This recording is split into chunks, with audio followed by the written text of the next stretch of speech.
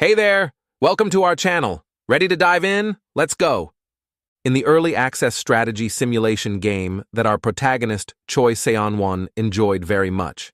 Not only did he enjoy it for his entertainment and free time, but he also became a master at it.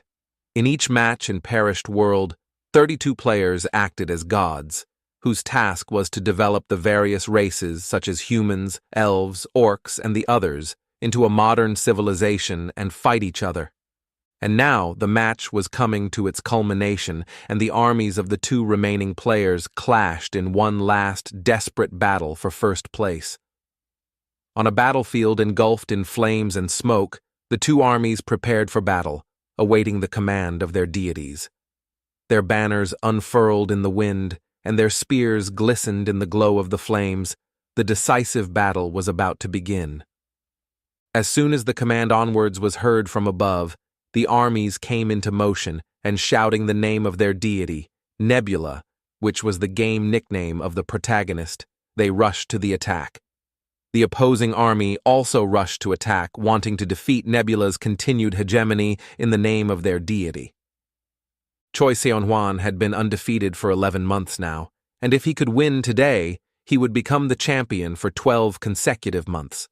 This battle was nothing more than a small skirmish, and the victory in this entire war depended on the strategy chosen and realized by the player controlling the entire race. Each of the armies was controlled by a real player, and each of them chose a different development path for their civilizations. The orc race developed their physical strength, magic, and rapidly increased their population, while the human race under Nebula's control chose the path of technology and already had firearms. Even cannons that seemingly should not have left a chance to their primitive opponents. But thanks to magic, things were not so hopeless for the orcs, and their battle mages managed to stop the cannonballs flying at them. However, this was just the beginning, and Nebula was already preparing to release their next secret weapon. It was an air force that would wipe out the enemy army from the face of this planet. This was certainly a problem for his opponent, but he had something to answer for, and with a few taps on his virtual keyboard, he summoned an equally devastating weapon. Thanks to his specialization in magic, he was able to summon a multitude of lightning bolts from the heavens, which simply vaporized the enemy army. As battle after battle went on, it was like a chess game, where only a well-thought-out strategy in knowledge of his opponent and his strategy could guarantee victory. Gradually, Nebula reached a level of technology comparable to the period of the end of World War II, which allowed him to use massive airstrikes, wiping out all enemy armies on the ground. And looking at it all from his monitor, he decided that everything he needed was ready and he could finish the game. Not for nothing, after all, he had spent so much resources and time on research. For this, he was going to use one of his strongest weapons, the nuclear strike. All he had to do was confirm the nuclear strike in the name of his deity. At his command, the nuclear missiles were immediately launched, and a multitude of intercontinental ballistic missiles with dozens of nuclear warheads rose into the air from his base at once. All of his nuclear missiles were launched simultaneously and flew toward the enemy base. The terrified and unaware orcs could only point their fingers at the sky and stare at the death flying at them. But the player leading them was ready even for such a move, and only chuckling asked Nebula in the voice chat if he hoped that he was not prepared for this, right? Gathering his divine power into a fist and clutching his scepter tighter, he activated a defense spell. Immediately after, rockets from missile defense systems were launched from his nation's territory, which should have successfully intercepted Sun 1's nuclear missiles. But even that was within his calculations. The enemy's missile defenses could not keep up with him and his brilliant plan for victory. However, he had to admit that his opponent was well prepared and wasn't a loser at all. While the enemy's missile defense was shooting down nuclear missiles one after another and the perished world sky was illuminated by powerful explosions, Nebula moved on to the next point of his plan and launched another missile, which was bigger than the others. It did not fly straight to the enemy base like the others, but flew straight into open space. There, all the stages of the rocket, which had already fulfilled the role of the gas booster, separated and only the warhead remained. It flew straight vertically down on the capital of the enemy empire, or rather on the main temple, where the emperor was hiding and praying to his deity. When the Orc emperor heard the news of nuclear missiles being launched towards his country, he went to pray in the temple.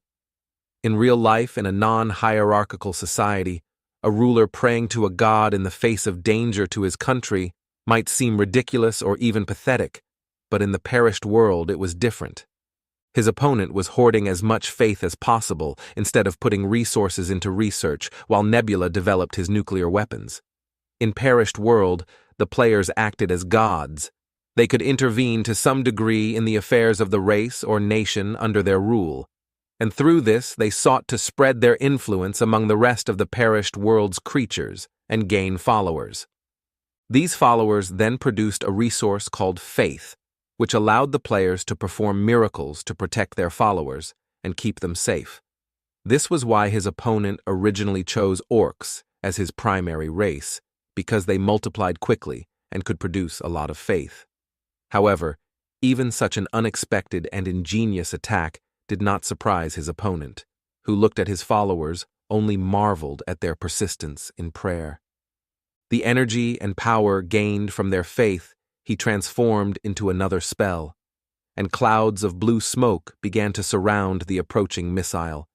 In an instant, it all turned into a huge fist that grabbed and stopped the missile. It was the fist of a huge orc-like creature hundreds of meters tall. Watching all of this, the opponent started laughing at Nebula and reminded him that here in the perished world, faith always brings results. He was sure that victory was in his pocket, and with such an unlimited resource of loyal followers, he was in no danger. Sunwin just chuckled at this.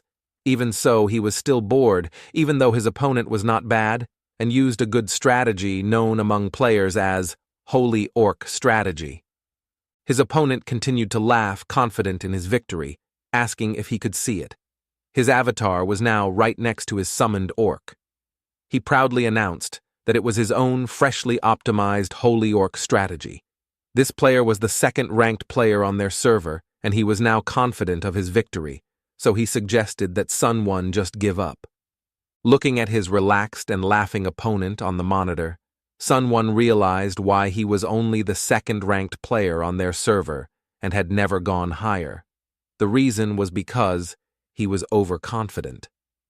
Sunwon, however, his strategy wasn't perfect, and Sunwon was very familiar with it. Orcs were chosen as the main race to rapidly increase the population, and as the believers increased, the resources of the faith were also rapidly accumulated. The missing science, technology, and culture were conquered by invasion. It wasn't a bad strategy, constantly receiving good reviews as the large amount of accumulated faith and the large number of orcs gave an advantage in warfare. However, he knew how to counter such a strategy. Although orcs are an easy race to recruit, it's quite a feat to have gathered so much faith already. However, against his own strategy, orcs were difficult to counter, as he had chosen the skies as his battlefield, so that he could freely prepare kinetic attacks. Sunwon respected his opponent and thought that his attempt at preparing a spirit apostle was quite good. But still, his opponent was too obvious, and thanks to the fact that Sunwon ruled the heavens and was constantly developing his technology, he was able to create and launch into space an artificial intelligence-controlled military satellite made from ancient relics. Utilizing the endless space above his enemies' heads, he was able to place a satellite there with a secret weapon, giant metal tungsten rods, which, although they contained no explosives, weighed 10 tons each. And as they began to fall, they moved very slowly at first, but soon gravity accelerated them to the point where they began to glow red-hot through the atmosphere. His opponent, looking at all this, was not on a joke surprised. To such a thing he was certainly not ready. He could only swear and curse his ingenious opponent, who first threw nuclear missiles at him and now was going to finish him off with a kinetic bombardment from space. He gave a desperate command to his holy orc to block at least the rod that was flying straight at the temple with the emperor inside. But Sun Wen looked at his pathetic attempts and knew that none of this would work. Even if it was just a few tungsten rods. Once they entered the atmosphere, the rods would accelerate so much that the force of their impact would be comparable to a nuclear weapon. And cumulative acceleration of gravity will add up. Despite the Saint Orc's best efforts, there was nothing he could do about it, and the rod simply passed through him like a knife through butter, feeling no resistance. And it was too late for his opponent to do anything about it, because once they reached the ground, the rods brought about Armageddon. The entire capital of his empire was destroyed, and the entire population wiped out. But most importantly, one of the rods hit the Orc Emperor, and nothing could protect him. Even the countless protective spells cast on him were not enough, and he was simply crushed and dropped to Staff of Power. Along with the Imperial Palace, the underground temple has collapsed too. And now all the faith that his opponent had been building was shattered and gone. He was immediately surrounded by many notices that his spells were losing power and disappearing for lack of faith. And when faith fades, her apostle disappeared with it. Now his adversary was confused and unable to control and defend his civilization. The Holy Orc apostles scattered, and the enemy capital, major cities, and infrastructure began to explode like fireworks from nuclear missiles. Eventually, the enemy simply surrendered, and Nebula was once again declared the winner. After the match was over, Sun Wen even thanked his opponent for a good game, but he didn't want to admit defeat and desperately asked for one more game together for a rematch. He was confident that he could win this time. Someone tiredly looked at the monitor as the requests for another game appeared one after another, but he wasn't interested and just left the match for good. Now he wondered why his opponent did not surrender immediately, but wasted so much of his time. It even seemed to him at first that his opponent had an ace up his sleeve. But in the end, he didn't have much to show for it at the end. In the end, he didn't see anything new in this match, but it didn't matter. After all, by winning this match, he was able to complete an achievement that required a player to stay in the top 1 rankings for 12 months. And just when he was about to go rest, a notification suddenly came, which caught his attention. At first he thought it was someone texting him at such a late hour, and he was already wondering who it was. But when he clicked on the notification, an astonishing achievement greeting appeared in front of him. It turned out that he was the only player who had completed all the achievements so far. But then he wondered if this might mean that they would cut off his access to beta testing, because that would be unfair. The next message dispelled all his doubts. The beta testing period was really over, and the game was about to be open to everyone.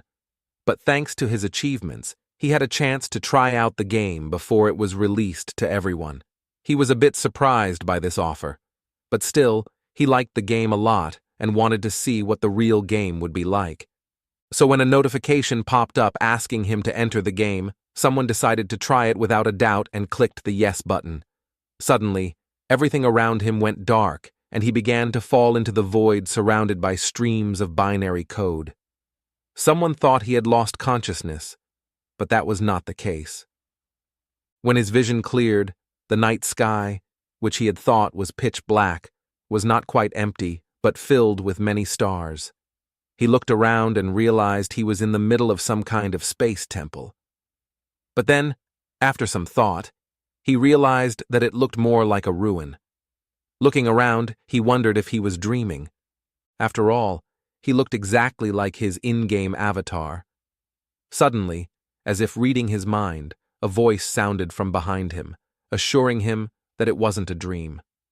It turned out to be a woman wearing a hooded robe, and her face was barely visible.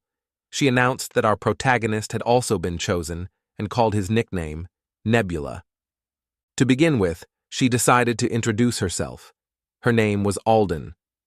Qianwen first asked her the logical question, how did she know his name? But more than that, he was interested in something else that caught his attention, a set of blurry shadows that stood nearby. He wondered who they were.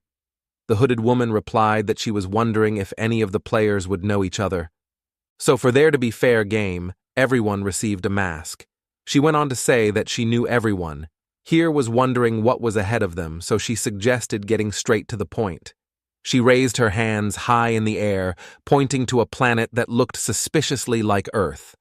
Although it looked that way at first glance, Sun-won realized it wasn't. He had simply seen this planet too many times, and now he simply couldn't confuse it with anything else. This was the perished world. The mysterious woman solemnly announced that here and now, in the boundlessness of perished world, all the players present would become true gods. After all, the game they had all played before, Perished World, was based on the real world, and all these countless matches were practice games before the one that was about to begin. This was where they would become true gods. On the platform were dozens of humanoid creatures who stood in groups without dropping a word. They were all surrounded by an impenetrable darkness that created the right atmosphere. Sunwin couldn't hear any sound, but he could feel the vibrations with his microfibers. There were even people that stood alone. Perhaps they were just embarrassed to socialize. Perished World isn't just a world that exists in games, reasoned the guy analyzing the situation he got into. This planet was just like the regular Earth, the same blue ball flying through space, except that unlike the original, it had been abandoned by the gods because of the sad events of the past. On this planet, a once brilliant civilization flourished. The various races of creatures lived in harmony. The race of armed foxes saddled the white weasels that acted as horses here. Orcs worked alongside elves and platypuses in laboratories for the benefit of their comrades. All was at peace. However, not everything was so smooth. For reasons unknown, the gods had abandoned this place. Having the bodies of the dragons on this land, they felt threatened for their lives and flew off in an unknown direction, erasing their traces behind them. The time for new gods had come. All the players gathered around the heavy granite table where Aldine stood and narrated the rules of participation. The Perished World game was created to find suitable new candidates for this planet. Only once tried out of boredom could any player become a god. It is essentially similar to the original Perished World game. At first, only inferior beings that have lost everything in their lives will trust the player. But if you are lucky enough to increase the number of believers, there is a huge chance to become the one and only god of this planet. The world will be only yours, and no one will dare to argue with the Supreme Being. God dares to do whatever his heart desires. All desires that you have ever dreamed of can be realized. This is a possibility only for the God of that world. It was a wonderful offer that beckoned with its possibilities, enticing greedy people. Someone nodded, but it was noticeable that Aldine wasn't saying something. "What happens if I surrender here?" the young man asked, wanting to hear as many details as possible. However, if one surrenders now, one will simply go back to one's daily life. As a payment for the game, the person will lose all memories of this place. But what happens if one surrenders in the middle of a challenge? There is no such clause. It was simply impossible to give up. What happens if I'm defeated by another god? The guy kept on fixing the skull of the ungulate on his head. In that case, the loser would meet a divine end. The watchers will welcome such a spectacle. It will be great entertainment for them. This was the answer that someone had expected. If it was a game where the winner takes all, it made sense that the participants would have to risk their lives. And if it was a competition in the real world, like the Perished World game, then it might be necessary to risk more than just lives. Divine ending, no matter how you look at it, only meant one thing: death. They aren't squeamish about killing people for risking their lives. Extinction threatens everyone. There's only one winner. There was simply no reason for the guy here to give up. Someone wanted to ask a few more questions, but Aldine reached out his hand and stopped him. Well, now it was time to choose. Shifting the cardboard cards in his hands, the man asked everyone who wanted to surrender to inform the organizers right now. But for those who wished to accept the challenge, he laid the cards face up. The remaining contestants begin their journey by choosing a small area of land. This is really an event that is so similar to the game of the same name, meaning that the beginning consists of choosing a small area of favorable land to rule. Looking around, it seemed that some people started whispering. It was abundantly clear that they wanted to give up. 5 individuals immediately decided to leave the competition. They cared about their skin. Apparently, the starting number of people was equal to the maximum number of participants in the game, which was 30 all individuals.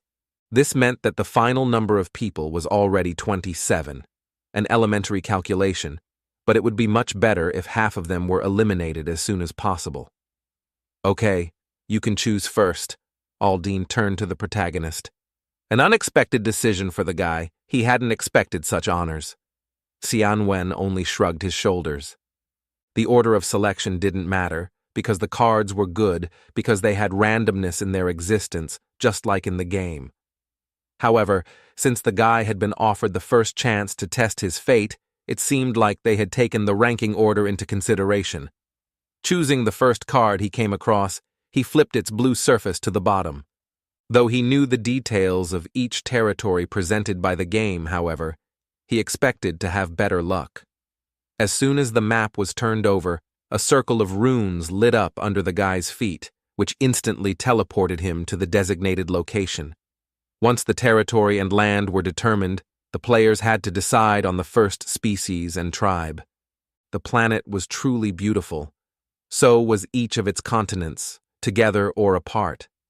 Although the third continent was the largest, it didn't have as many resources as the first, nor did it have as good a climate as the second. Instead, it was home to various races and monsters, as well as many ruins that housed special in-game abilities.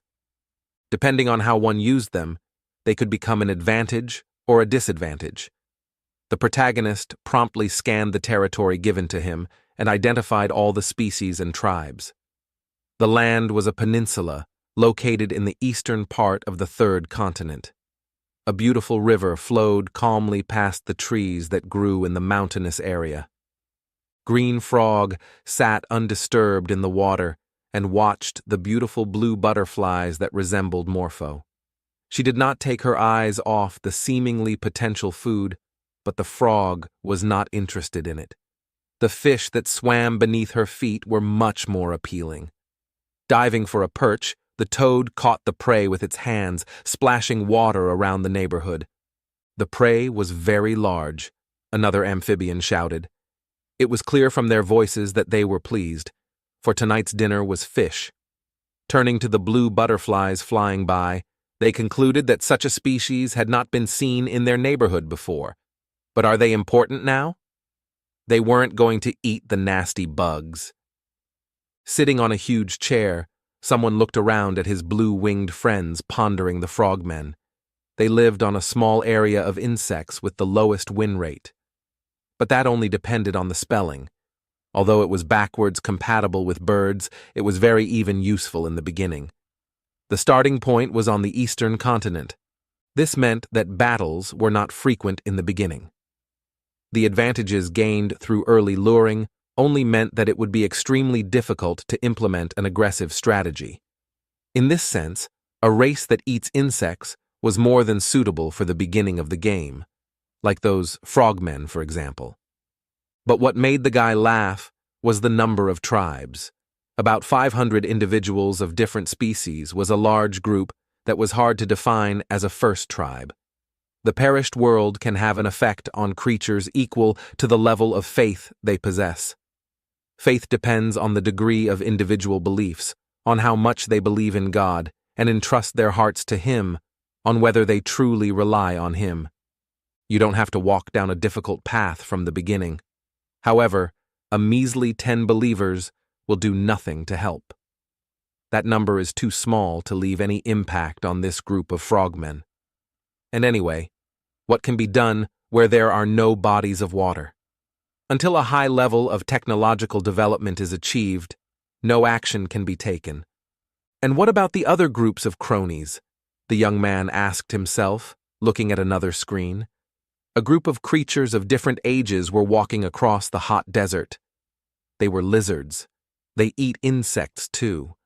Their skin was blue and covered with spots of different diameters. There were about 30 of them in total. Too few to be called a small tribe, and they were probably all blood relatives. They were characterized by a high survival rate. These creatures could survive here without water. Even though the number of individuals had decreased, it was even for the best. In this race, there were many sickly, a few elderly lizards, and one object was almost crawling to the end of the pack while dying. It's understandable he's from the original group. Perhaps he had been pushed lower in rank in the power struggle. However, there was little to gain. The more he feels abandoned by this world, the harder and more tired he feels. If he wants revenge, life, and other benefits, he will believe not only in God, but also in Satan. Just a small miracle, like finding a god. But he was too fragile a creature. Such faith would not last long. However, it was much better than frogs, so the choice settled on lizardmen. All the weaker individuals weaved to the back of their small pack, especially the injured lizardmen lagged behind. The wound healed poorly due to poor nutrition and became inflamed with every step, which was slow due to weakness.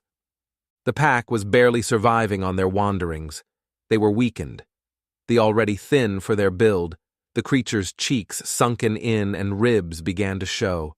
Not everyone could hunt, and there were only small birds and stray animals in such deserts.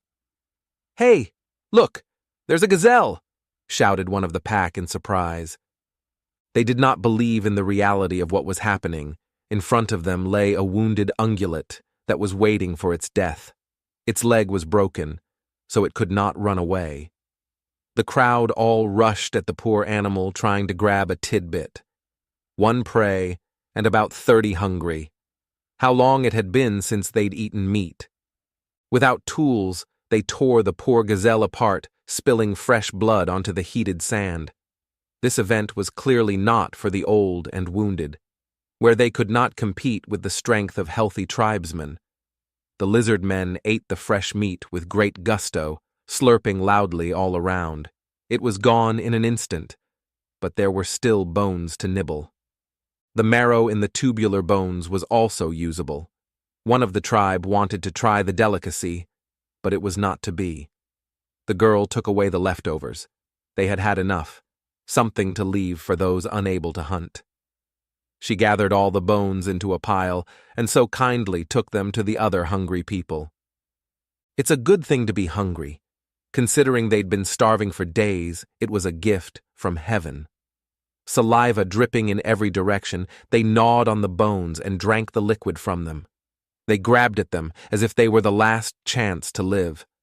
Only the deeply wounded lizard sat by itself behind a rock, grudgingly gnawing on a bone. The gnats flying around the wound made him a little uneasy, but it was bearable compared to the pain he endured. Rack a rack and took it for granted. Clearly, those who hunted had to eat more meat. Those who could not hunt should have been grateful for even being given leftovers. After all, the group could have simply left the weak and wounded to reduce the number of hungry mouths, but they didn't do that, at least not yet.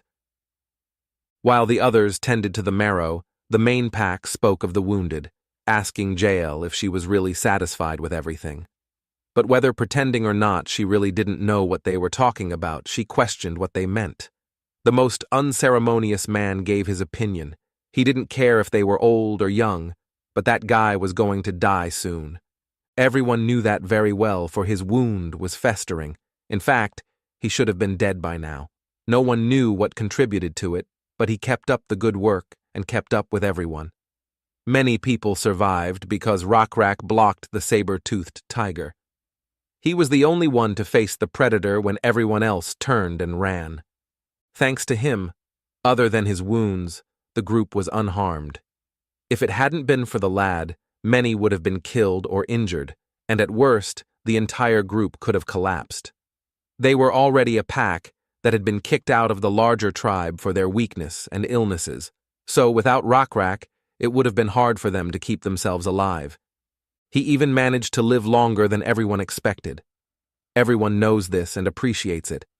However, still most individuals would die. There really wasn't enough food. They had to be honest with themselves. With this kind of life, natural selection played an important role.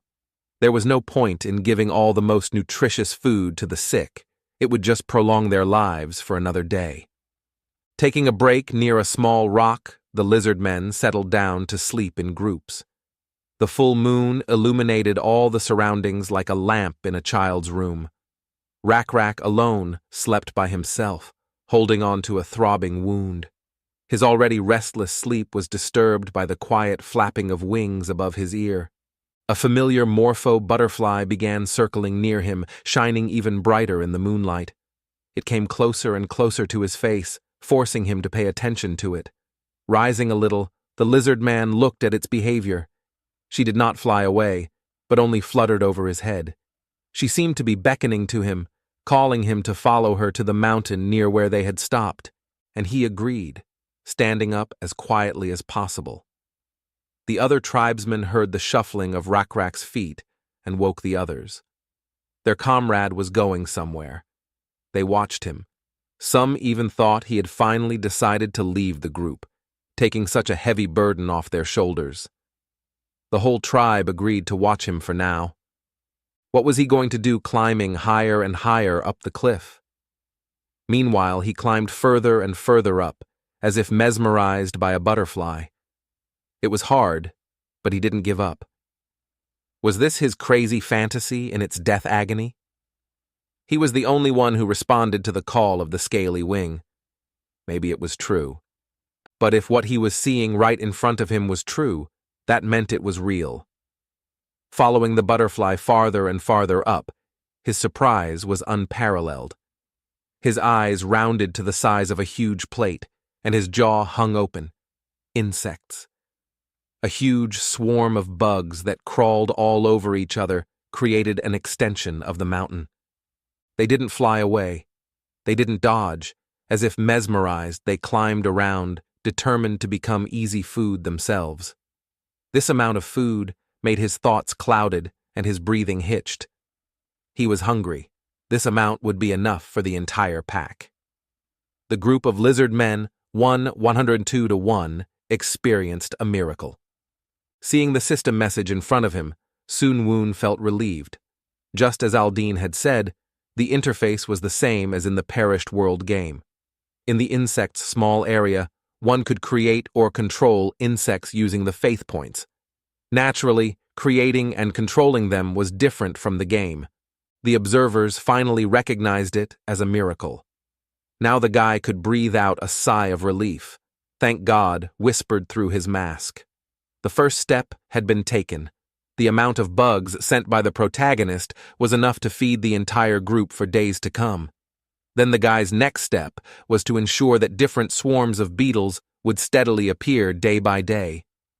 The lizard men themselves announced the miracle by addressing the butterfly, as if they knew she was the one behind everything. Indeed, people with high willpower could take care of everything on their own, however. Why would they do so at this point? Intelligent beings knew that miracles were amazing, and after they were repeated, the lizard men would attribute these miracles to some creature. They realized that such occurrences were not random, but inevitable.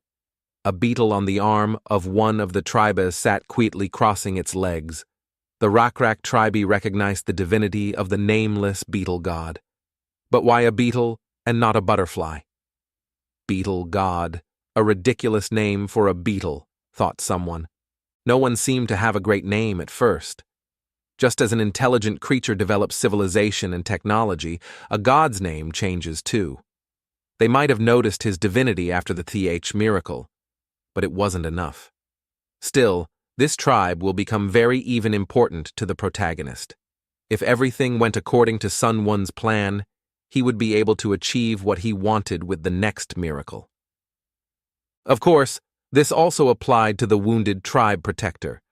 A strange blue butterfly accompanied them day after day wherever they went. Looking into the distance where it flew, Rak began to see illusions again. Still, this time, he should have followed her.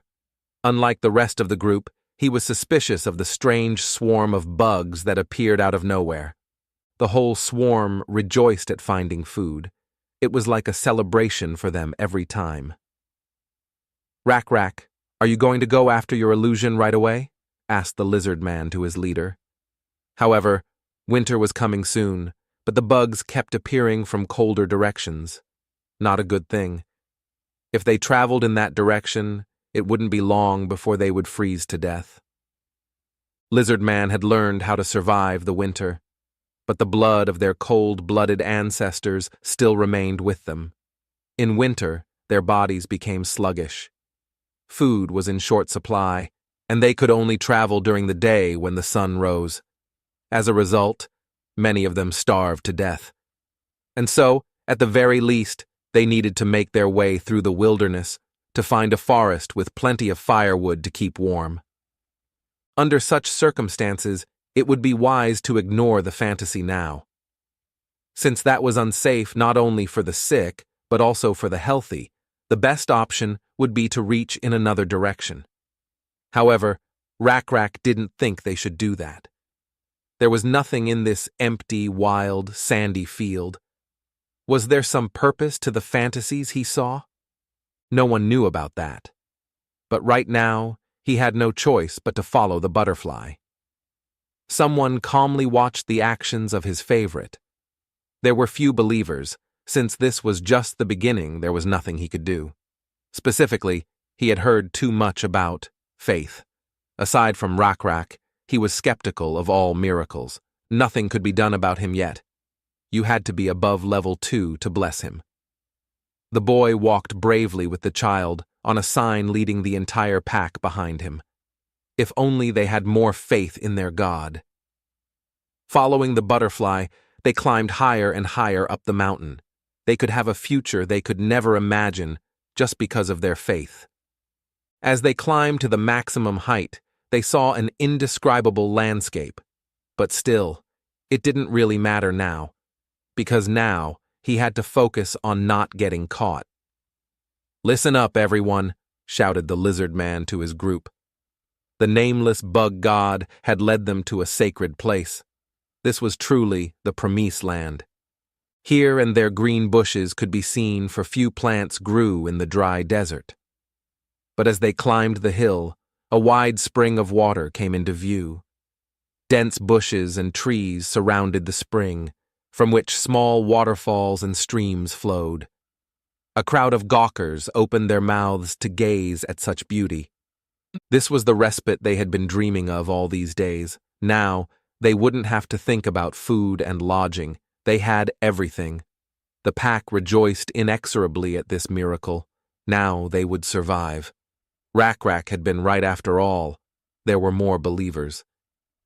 Sunwen grinned as he watched the subjects. The notifications flashed before his eyes, informing him that the divinity level had been raised to 2nd. The level of the small beetle realm had increased to 2nd. At first, the level of divinity only played a role in increasing the accumulation limit of faith, and thus there was no need to pay attention to it right away. What was important was that the small beetle realm had increased. Even though it had only reached the 2nd level, it could now bestow blessings. Blessing beetles was now a possibility. But did anyone know what he wanted?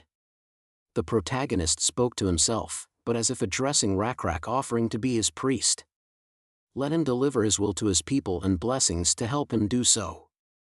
A bright light shone upon the Lizardmen leader, bestowing his powers upon him. However, no one saw it, but someone felt it. Evening quickly covered the continent, so they split into groups. Some hunted well and brought plenty of food, some set up camp, and the rest did the cooking. Cooked food was much tastier than cold and raw food, so after they had eaten enough they went to bed, for the first time in a long time not worrying about anything. Only the fireflies did not sleep. One brave beetle was not afraid to fly up to the lizard and sat on his shoulder. A quiet voice called out to Rak, waking him from his sleep. When he opened his eyes, he didn't realize where he was. He was sitting on his knees in a snow-white void. It seemed more like a dream than reality. Butterflies of different sizes were circling around him, attracting his attention every time they tried to land on his nose. A certain voice kept calling him over and over again. In front of him stood a lizard man in a robe whose appearance was hard to see. He was pulling his clawed paw towards Rakrak. Would he be able to withstand his hand? The unknown man asked, looking up from beneath his hood. But could he be trusted? What did he want from a mere outcast from the settlement? The hand changed its position in space. Now it was pointing at him. The weight in his hands brought the boy to his senses, leaving him bewildered. Before he knew it, he was holding the skull of a water buffalo. It had giant horns sticking out of its head, its eye sockets and nasal openings were empty, and its upper jaw teeth were still firmly in place. Rakrak handed the water buffalo skull to the lizard man, and the latter placed the skull on his head. Before him stood the very real nameless bug god. At this the dream became vague, and then disappeared altogether. The chief woke up all the people from the morning and said that he had had a dream. After the story, everyone realized what the deity wanted from them, namely to sacrifice a buffalo. To hunt the buffalo, they would have to go deep into the forest, which was too much of a risk, Jael said. Her objections made sense, but whoever had brought them to this sanctuary wanted an offering. No one wanted to put their tribesmen in danger. Hunting water buffalo is so dangerous that you have to risk your life. Perhaps all the hunters of the pack would have to come forward.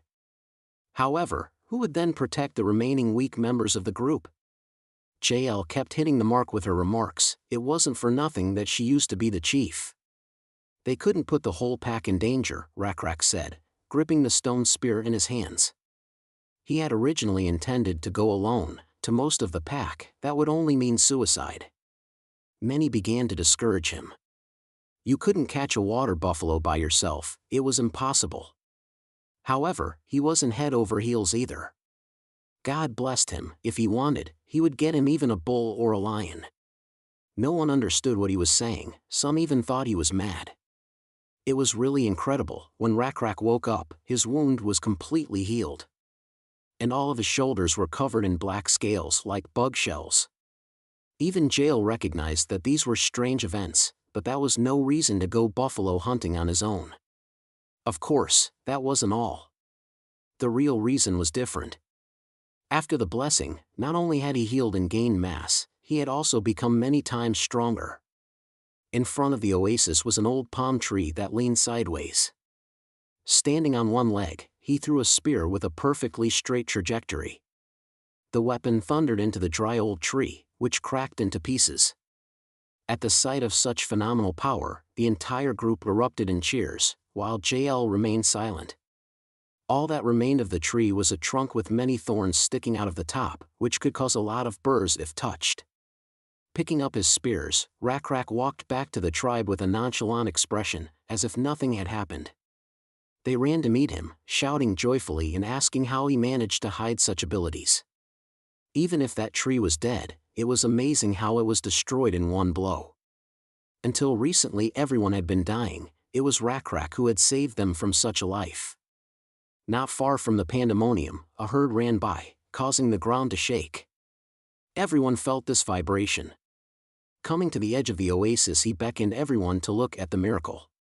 This herd of buffalo was running, raising a pile of dust behind them. It was not large, so hunting would not be a problem. It was an incredible coincidence in time. The herd seemed to be slowly approaching, having smelled the scent of water on the hill. However, considering that they had never seen a herd of buffalo approach this hill, there was no doubt that the buffalo had gotten lost as well. It was strange that a buffalo herd that always traveled around the same place was lost. There was no point in waiting any further and traveling all that way later. This could not have happened without God's providence. Grabbing his spear, the boy jumped forward without thinking, ignoring any attempts to stop him. Today they would not be dependent on hunger. Throwing the weapon that some time ago destroyed the tree, he hit directly into the forehead of the animal, killing it instantly, lying breathless on the ground. The terrified herd roared, jumping over the body, saving their lives. The joyous tribe of lizardmen caught up with the leader and raced to the buffalo's body. The Almighty had sent them not only bugs, but meat as well. The boy's mind raced, taking the body back to the village. They lit a fire and sat down together to prepare for dinner. A pillar of smoke rose above the mountain, making it clear that something was going on there. In the center of the settlement, on a mountain of bones, hung the skulls of ungulates with red liquid dripping from the bull's head. It was an altar of sacrifice. Rak, as a priest sent by the god, sat on his knees, addressing the god with respect. To them, it was the only act of showing respect to a being higher than themselves, and it was enough. He asked to accept their offering no matter how small it was. The entire group around him voluntarily bowed their heads, repeating the chief's request. Although it was an unusual and sloppy ritual in execution, it didn't matter to Sun One. What mattered was sincerity. Thanks to it, he was able to gain so much faith that it exceeded all expectations. It was a worthy ritual for Rak as an aspiring priest. When the protagonist thought about the time he had put into it, it no longer seemed wasted. It was worth it. Sun One believed in buffalo, not in the god of some wild grass that was their food. To provide enough meat, he had to get them to leave their stable. He couldn't create a grass that didn't exist, but he could destroy one that already was. This was where the help of other insects, locusts, came in handy. They narrowed the circle of direction, leading them to their desired goal. For the smaller half of the evening they managed to eat. At this stage it was hard to expect knowledge and skills equivalent to herding, though that would be too much to expect. They knew how to dig up the roots of plants, but didn't know that it was better to leave some and bury good seeds in a pile to crossbreed them. The population of this oasis was not numerous, the maximum limit would only be reached in a few years. In their present state they know nothing of farming and animal husbandry. This time will be hard to survive. Knowledge and skills play an important role. It is very iconic to realize certain knowledge on your own. You can't say it outright because it violates the law of causality. Not that there is no way, but it takes some time. In the first place, it would be wise to start with a blessing. Each time the group hunted buffalo more and more. Each evening new animal parts were added to the altar, and for the present hour it took on a majestic appearance under several meters in height. This morning was no different from the others, except that Jael, who was walking in the center of the settlement, noticed Rak anxiously examining the altar. It had been a long time since the first altar had been created. Not only had it changed, but so had the lizardmen. There was nothing left of their blue scales, all of them replaced by the black scales blessed by the bug god. Last night he had a disturbing dream that kept him awake. Was it a dream or even an oracle? Not even the chieftain knew. It was ambivalent. Looking at the altar, the tapping of bones could be heard. It was shaking unbelievably. In the pond of blessings that had protected the tribe for many years, not even a small fish came anymore. The ground was so dry that not a single plant root could be found. Both knew that they had not gotten to that point yet. This dream was about the future. In the girl's opinion, there was nothing to worry about because the god was taking care of them. Rak had always listened to the ex-chief, but this time he still went to the top of the bones. He too believed in God. However, everything is God's will. Believers always seem to find it difficult. If one did not understand its meaning, the priests would convey the will of God. The chief was only afraid of one thing. Sitting on the altar, it was hard for him to even remember the first shabby altar they had made years ago. Only the landscape had not changed over the years, but today, gazing into the horizon, the chief saw something he did not wish for anyone. The situation was not favorable, and he asked Jael to come to him and express his opinion. The girl listened to him and started to rise. Rak took her hand. When they were at eye level, squinting slightly, she saw the cloud of dust that was approaching the oasis. That explained why the altar was shaking so much. The group of lizards that had driven them away was approaching. On a huge yellow creature, what looked like an overgrown gecko, sat the large head of the group. It was an appearance that was familiar to the entire settlement. Boar wasn't easy to forget, for he hadn't changed much since Rak had been banished from the tribe. He was over 2 meters tall and large enough that the other lizard men looked like children in comparison, but his great stature was not his only strength. It was expected. The blue scales that the entire Rakrak village used to have before this big guy. And above all, what wasn't normal? Someone had managed to ride such a monster. Looking at the number of people arriving, it seemed like the entire tribe had arrived, which meant only one thing. Their hometown swamp, Greenskin Swamp, was completely devastated and destroyed. The Hamminen must have devoured all the swampy areas. However, no one knew this. But did the dessert guests know about the sanctuary? This oasis was surrounded by high mountains and was located so that you couldn't see anything until you went up to the top. There was a chance they might pass by without knowing the area, Jael suggested to the chief, but their whispers were interrupted by a yell from a neighboring mountain. Someone was addressing the visitors. The brave men from the settlement announced that this was the sanctuary of a nameless beetle avatar and the green skin tribe could not make a move here. Poor Jael was ready to burn with shame. Today's patrol had been led by Ur, who was under her command, but the stupid lizards, instead of protecting the settlement, had only attracted unnecessary attention. Patting the girl on the shoulder, Rakrak asked her not to worry. Perhaps it was the Lord's will, the boy said as he headed down the cliff. Picking up his spear, which lay nearby, he examined its integrity. The girl followed him down, assuming that the god had deliberately created this situation. Perhaps he intended to give them a test. However, the chief had other thoughts. It might not be a test, but a mission. He believed it was a mission to accept and save those who were originally with them. But even so, that guy was a powerful individual that possessed a giant beast. If he was a reasonable guy who understood something like this, he didn't continue to banish the weak tribe members into the wilderness. By such dialogue, the Morpho butterfly flew in. It seemed like it was always there for him during difficult times. Is this really God's will too? It's hard to dare to think about it further. For now, the chieftain would do what he could. Rakrak understood exactly what Sun One meant. Rakrak's tribe and the Blue Skin tribe had to unite for population growth and technological development. Looking at how the tribe was moving, it seemed that the same fate had befallen them. The land had abandoned them for a reason. They were in need of rescue. Thus, there was a need for more people to learn about the glory of the nameless bug god. However, it was a bit strange for the protagonist that Rakrak made this decision on his own without listening to the wishes of the population. Perhaps it was due to the high willpower that the chief had a value of 14. It meant that individuals could take their own actions. And unexpected actions could lead to trouble for someone.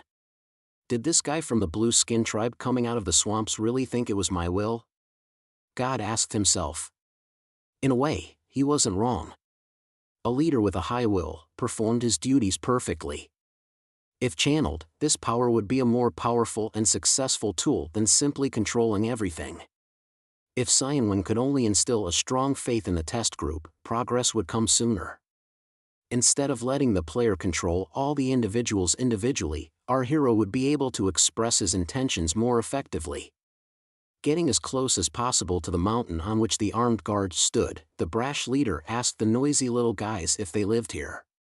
Apparently, he did not know that these lizard men with black scales had once belonged to one of the groups he had banished. The patrol clearly didn't like this. It seemed that due to annoyance they were ready to pounce right now. Someone so brazen had dared to insult them and take an interest in their land. The leader of the enemy tribe did not calm down and continued to pester them with questions about what they were doing in such a wasteland. The bushes, the trees, the loot, everything on this land belonged only to the Avatar, Rakrak said, walking ahead of the help he had brought from the settlement. What kind of avatar is this? The stranger asked, looking down. This place is the domain of an unnamed beetle avatar. Rakrak, however, did not lose his confidence and replied that this was the domain of an unnamed bug avatar. For such a person that stood at the head of the Blue Skin, it was unclear what was being explained to him. However, it didn't matter whether he understood or not. The arrogant lizard ordered the settlement to leave the place, threatening that if they did his will right now, he would not attack them. He didn't know how many of them were still hidden, but he was sure they wouldn't be able to defeat his group of beast men. Since ancient times, if there was a leader, he should use his brain and know how to calculate the outcome of a battle, Boar teased. Contrary to such beliefs, Rakrak still didn't want to fight anyone. He wasn't stupid, just confident in his power given by the blessing. Such an answer did not satisfy the leader of the enemy group. Most likely he originally wanted blood. Putting the coat forward, the noble leader addressed the strangers. The poor people who had lost their homes could now go to the abode of the god. The Lord could then take care of the new believers as he saw fit. Such an answer made the enemy laugh. What a funny opponent he had. You don't know how to calculate your moves, the stranger said, pulling the monster's reins on himself. He thought so, but he didn't know about the god and his abilities. He seemed to be talking nonsense, blood boiling in both of them. Slamming the reins on the animal's back, the enemy leader ordered them all killed in the same spot. Manon's eyes glittered brightly and he lunged at Rakrak, pointing his spear at his enemies. Rakrak stood confidently ahead of his pack, ready to sacrifice his life for them. Kill them, Boar shouted, slapping the reins on Manon's back. It was an honor for the responsible chieftain to stand before his enemy speaking face to face. He only asked himself for courage and strength in this fight. The huge reptile broke Rakrak's spear with one paw, striking with its strength. For an enemy chieftain to be so irresponsible was foolish. The palace mantle's paw was so huge that when he wanted to crush Rakrak, a shadow fell over his entire body, blocking the view of the sun. There was a clash of civilizations. Two different tribes came into contact. Experience points for both tribes increased greatly. It was a difficult challenge, but it had its benefits. Sun One had been paying too much attention to one tribe. These tribes were now his first-level area of Lizardman. Even new skills became available that could be used, and of course the protagonist chose them. Meanwhile, the battle continued. A quick strike swept across the meat where the boy stood, causing Boar to smile satisfactorily. However, when the beast raised a paw, beneath it stood the unharmed head of the tribe, which bounced aside in a moment. Something was wrong with him. Now someone was controlling him. The boy looked down at his body. Black scales, sharp claws longer than the joints of a foot, and an equally long muzzle came into his field of vision. Boar had no idea how he had escaped death, but he threatened not to miss a second time, so he commanded the mantle to kill him. To his own tribe he was no longer the same Rakrak. His mind was ruled by his own god that looked so contemptuously at his enemy. Opening the status window, he surveyed the state of affairs. Boar was a member of the blue-skinned lizard tribe and had the starting stats. Level 1 tribe warrior, Level 2 tribe leader. Had strength 24, intelligence 15, sociality 16. The special skill was breeding. Even one Rakrak was enough to handle this guy. The only problem was to subdue his strong little monster Drake. At the moment the biggest threat was just him. A level 1 man and Drake with strength 87, intelligence 6, and sociality 9. At the same time, Rakrak was the leader of the tribe of the same name.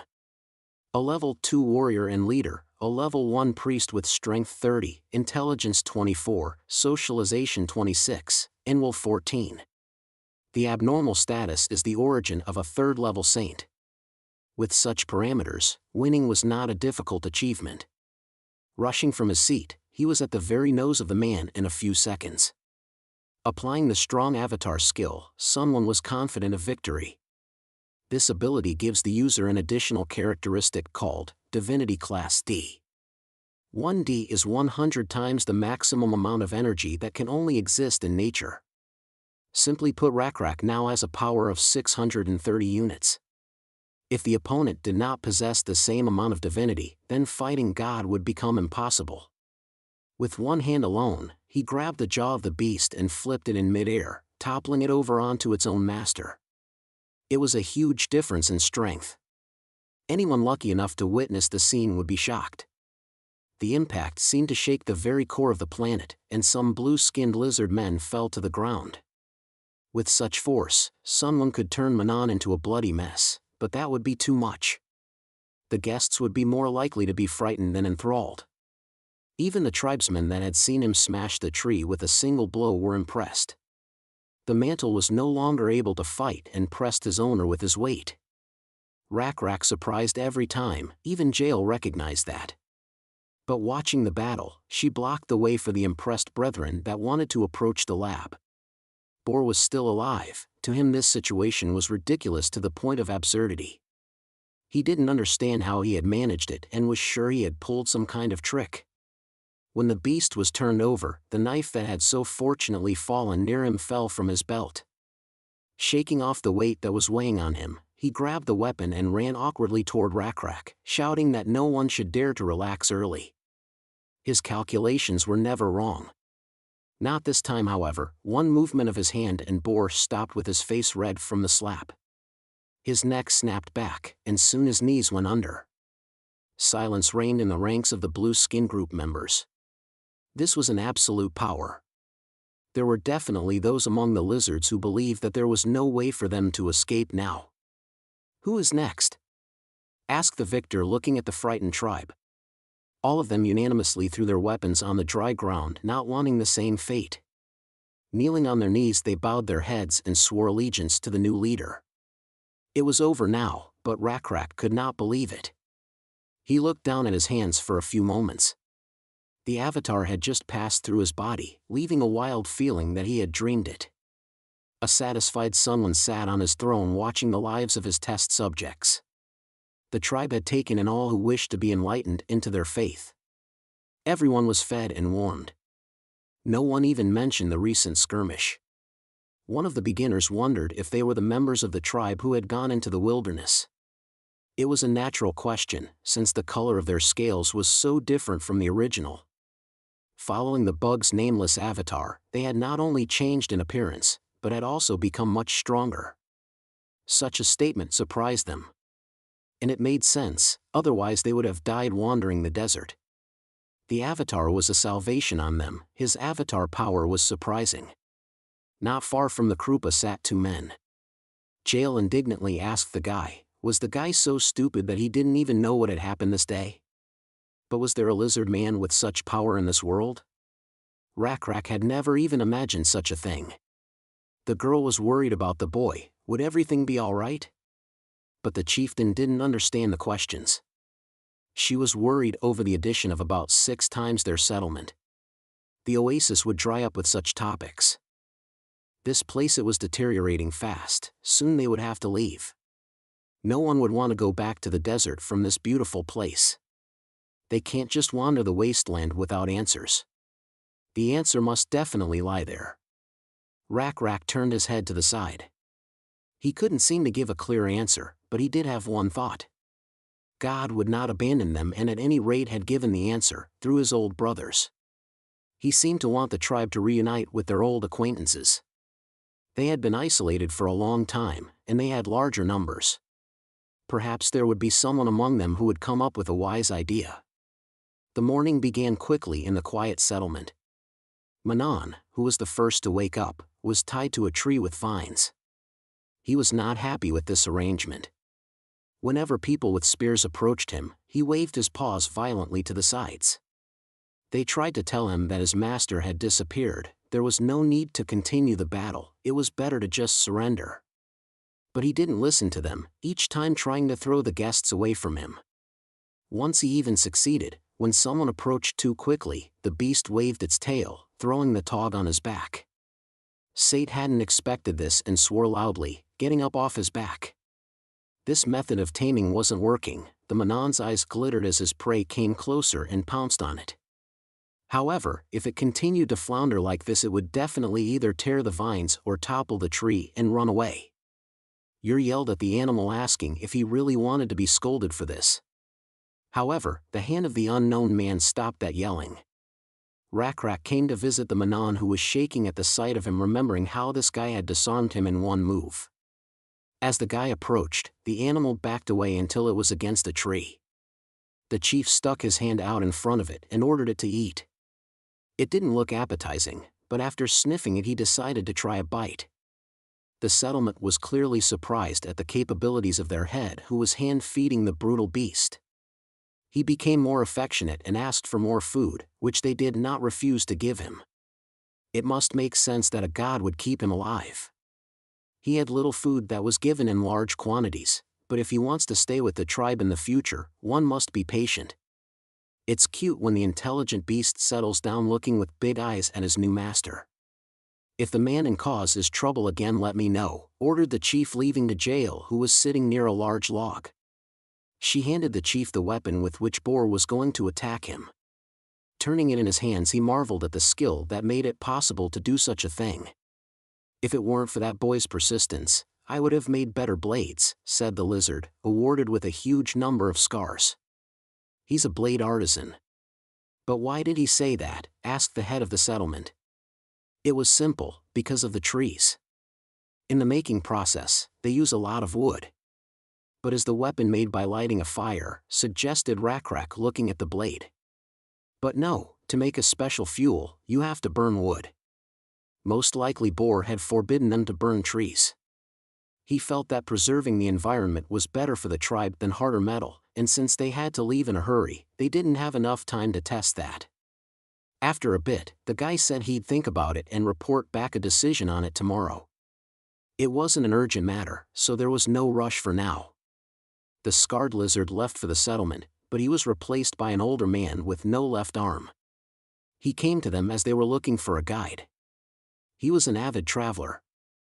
As befits an old lizard man, he had scales of a different color than the blue-skinned tribe, and certainly different from the Rakrak clan, whose scales were black.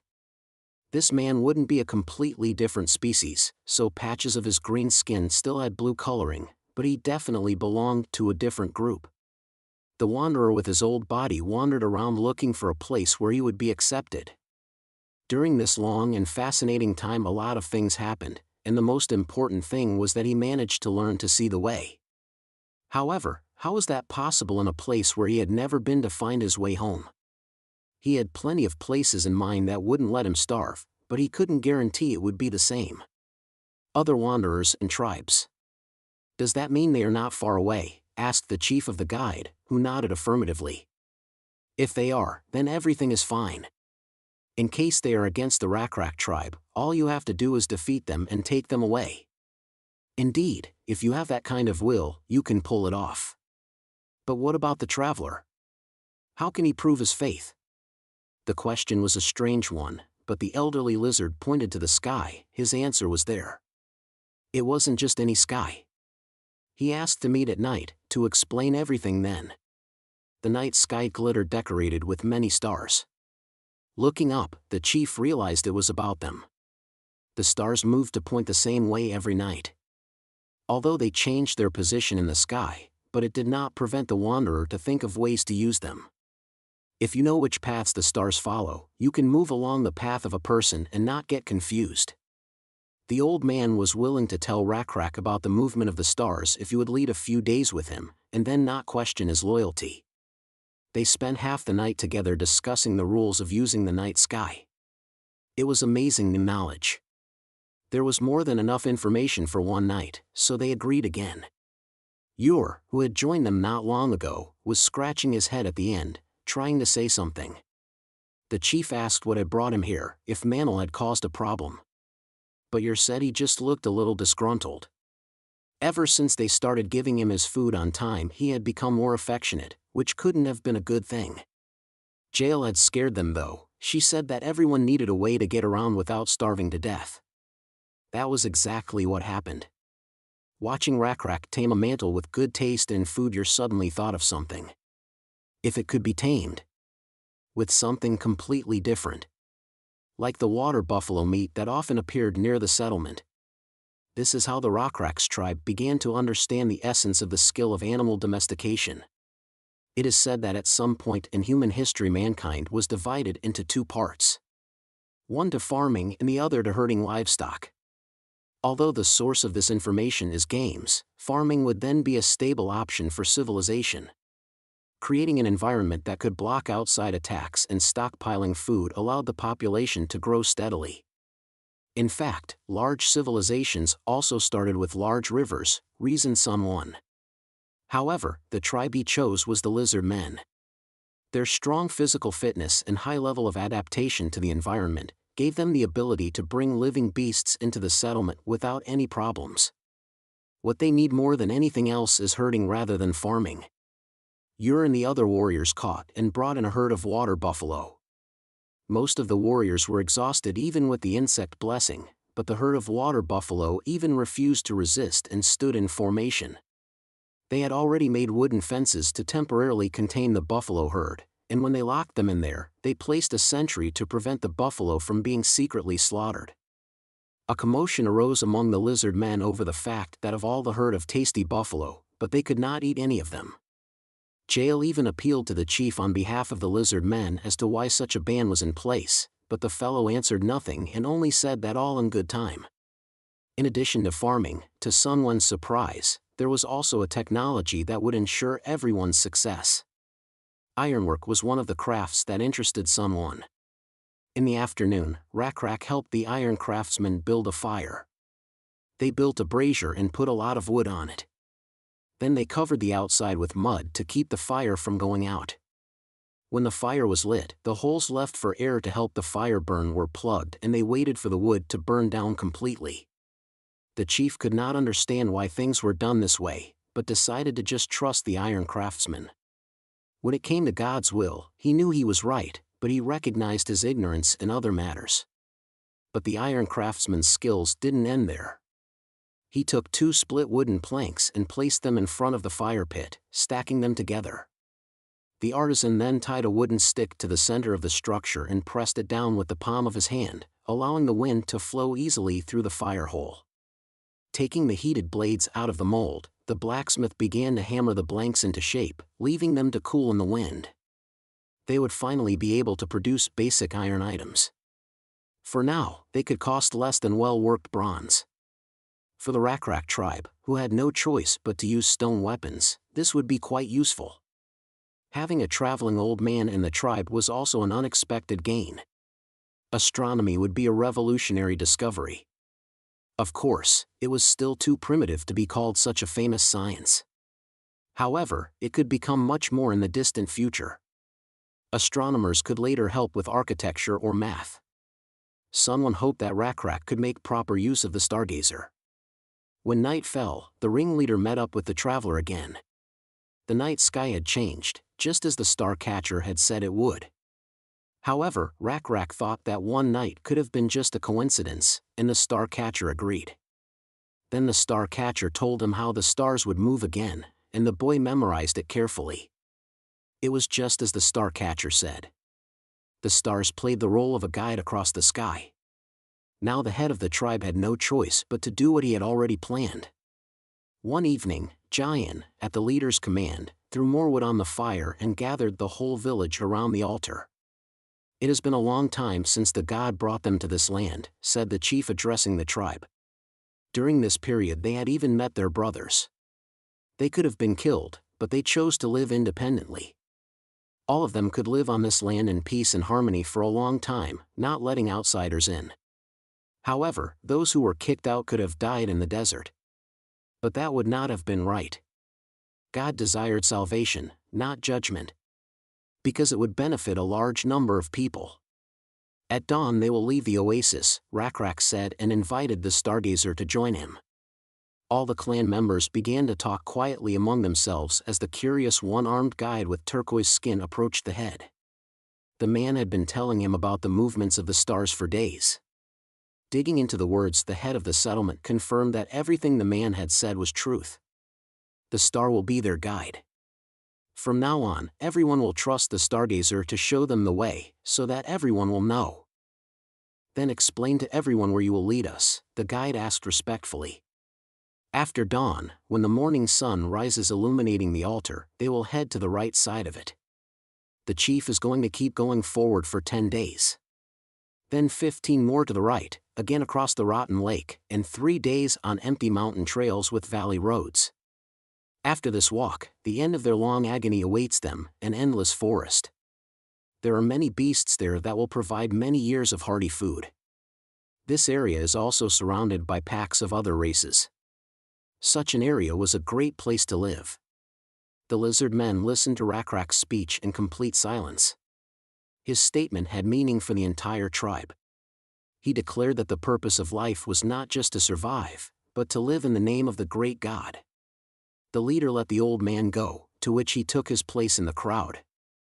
The boy next beckoned her over to him. He stood the very first in the row of assembled warriors and raised his head sharply when he was suddenly called out. The chief asked one question: why he had not eaten a single buffalo caught yesterday. But the mute question read in his eyes that he himself did not understand what was happening. "What?" "You're," asked the chief, looking at the one standing majestically on the huge bones of the altar. "He didn't eat anything simply because he wasn't hungry all the time. You're justified." The whole tribe tried to catch the water buffalo, but he wouldn't eat anything. "Well, it's true that everyone worked hard, but Yer stood his ground and said he wasn't particularly hungry. If he was patient now, he could have some meat later when he was really hungry. That's what he was really thinking." Rakrak noted the tribesman's excellent work. "Of course you wanted to eat the buffalo now, but refrained leaving it for the future. If it continued like this, it would be a wonderful food saver. As long as he wasn't starving, he was willing to do it again and again. Since the lad had managed to hold on, he should be compensated." Rakrak beckoned the artisan over to him. The new spear, forged from metal, glinted against the fire, reflecting reflections in different directions. It was a planned event. After all, it was obvious that the best warriors should have the best equipment. However, it seemed to the other Lizardmen warriors as well as someone that there was something big about what was happening. Yura accepted the weapons from the blacksmith's hands and not believing his good fortune. In addition, those who followed Yura's words, those who resisted their own desires to eat what they wanted, should also be rewarded. Since they were patient in proving their dignity, they were also rewarded with quality weapons. Many of the tribe that didn't listen to the young man were already regretting their actions. It was amazing. Jael had been wondering since yesterday what the chief was up to. Perhaps what was happening now was what he had in mind. In one go, that one had lifted the spirits of the entire settlement. Someone, like the girl, thought that the unexpected event had already come to an end. But it wasn't. "Now come forward one by one," the chief said, holding the water buffalo skull in his hands. "To all true warriors, may God's protection be with you," he exclaimed and put the bone on himself. Their onward journey would only be successful with the spirit of patience and expectation that they displayed to the head of the tribe. As Yer approached, Rakrak took the skull of the water buffalo, which was at the very top of the altar, and placed it on the young man's head. "He is now a noble bone warrior. This is the will of the God." At these words, Yer seemed to choke up. Tears came to his eyes. This was how about 24 bone warriors were born.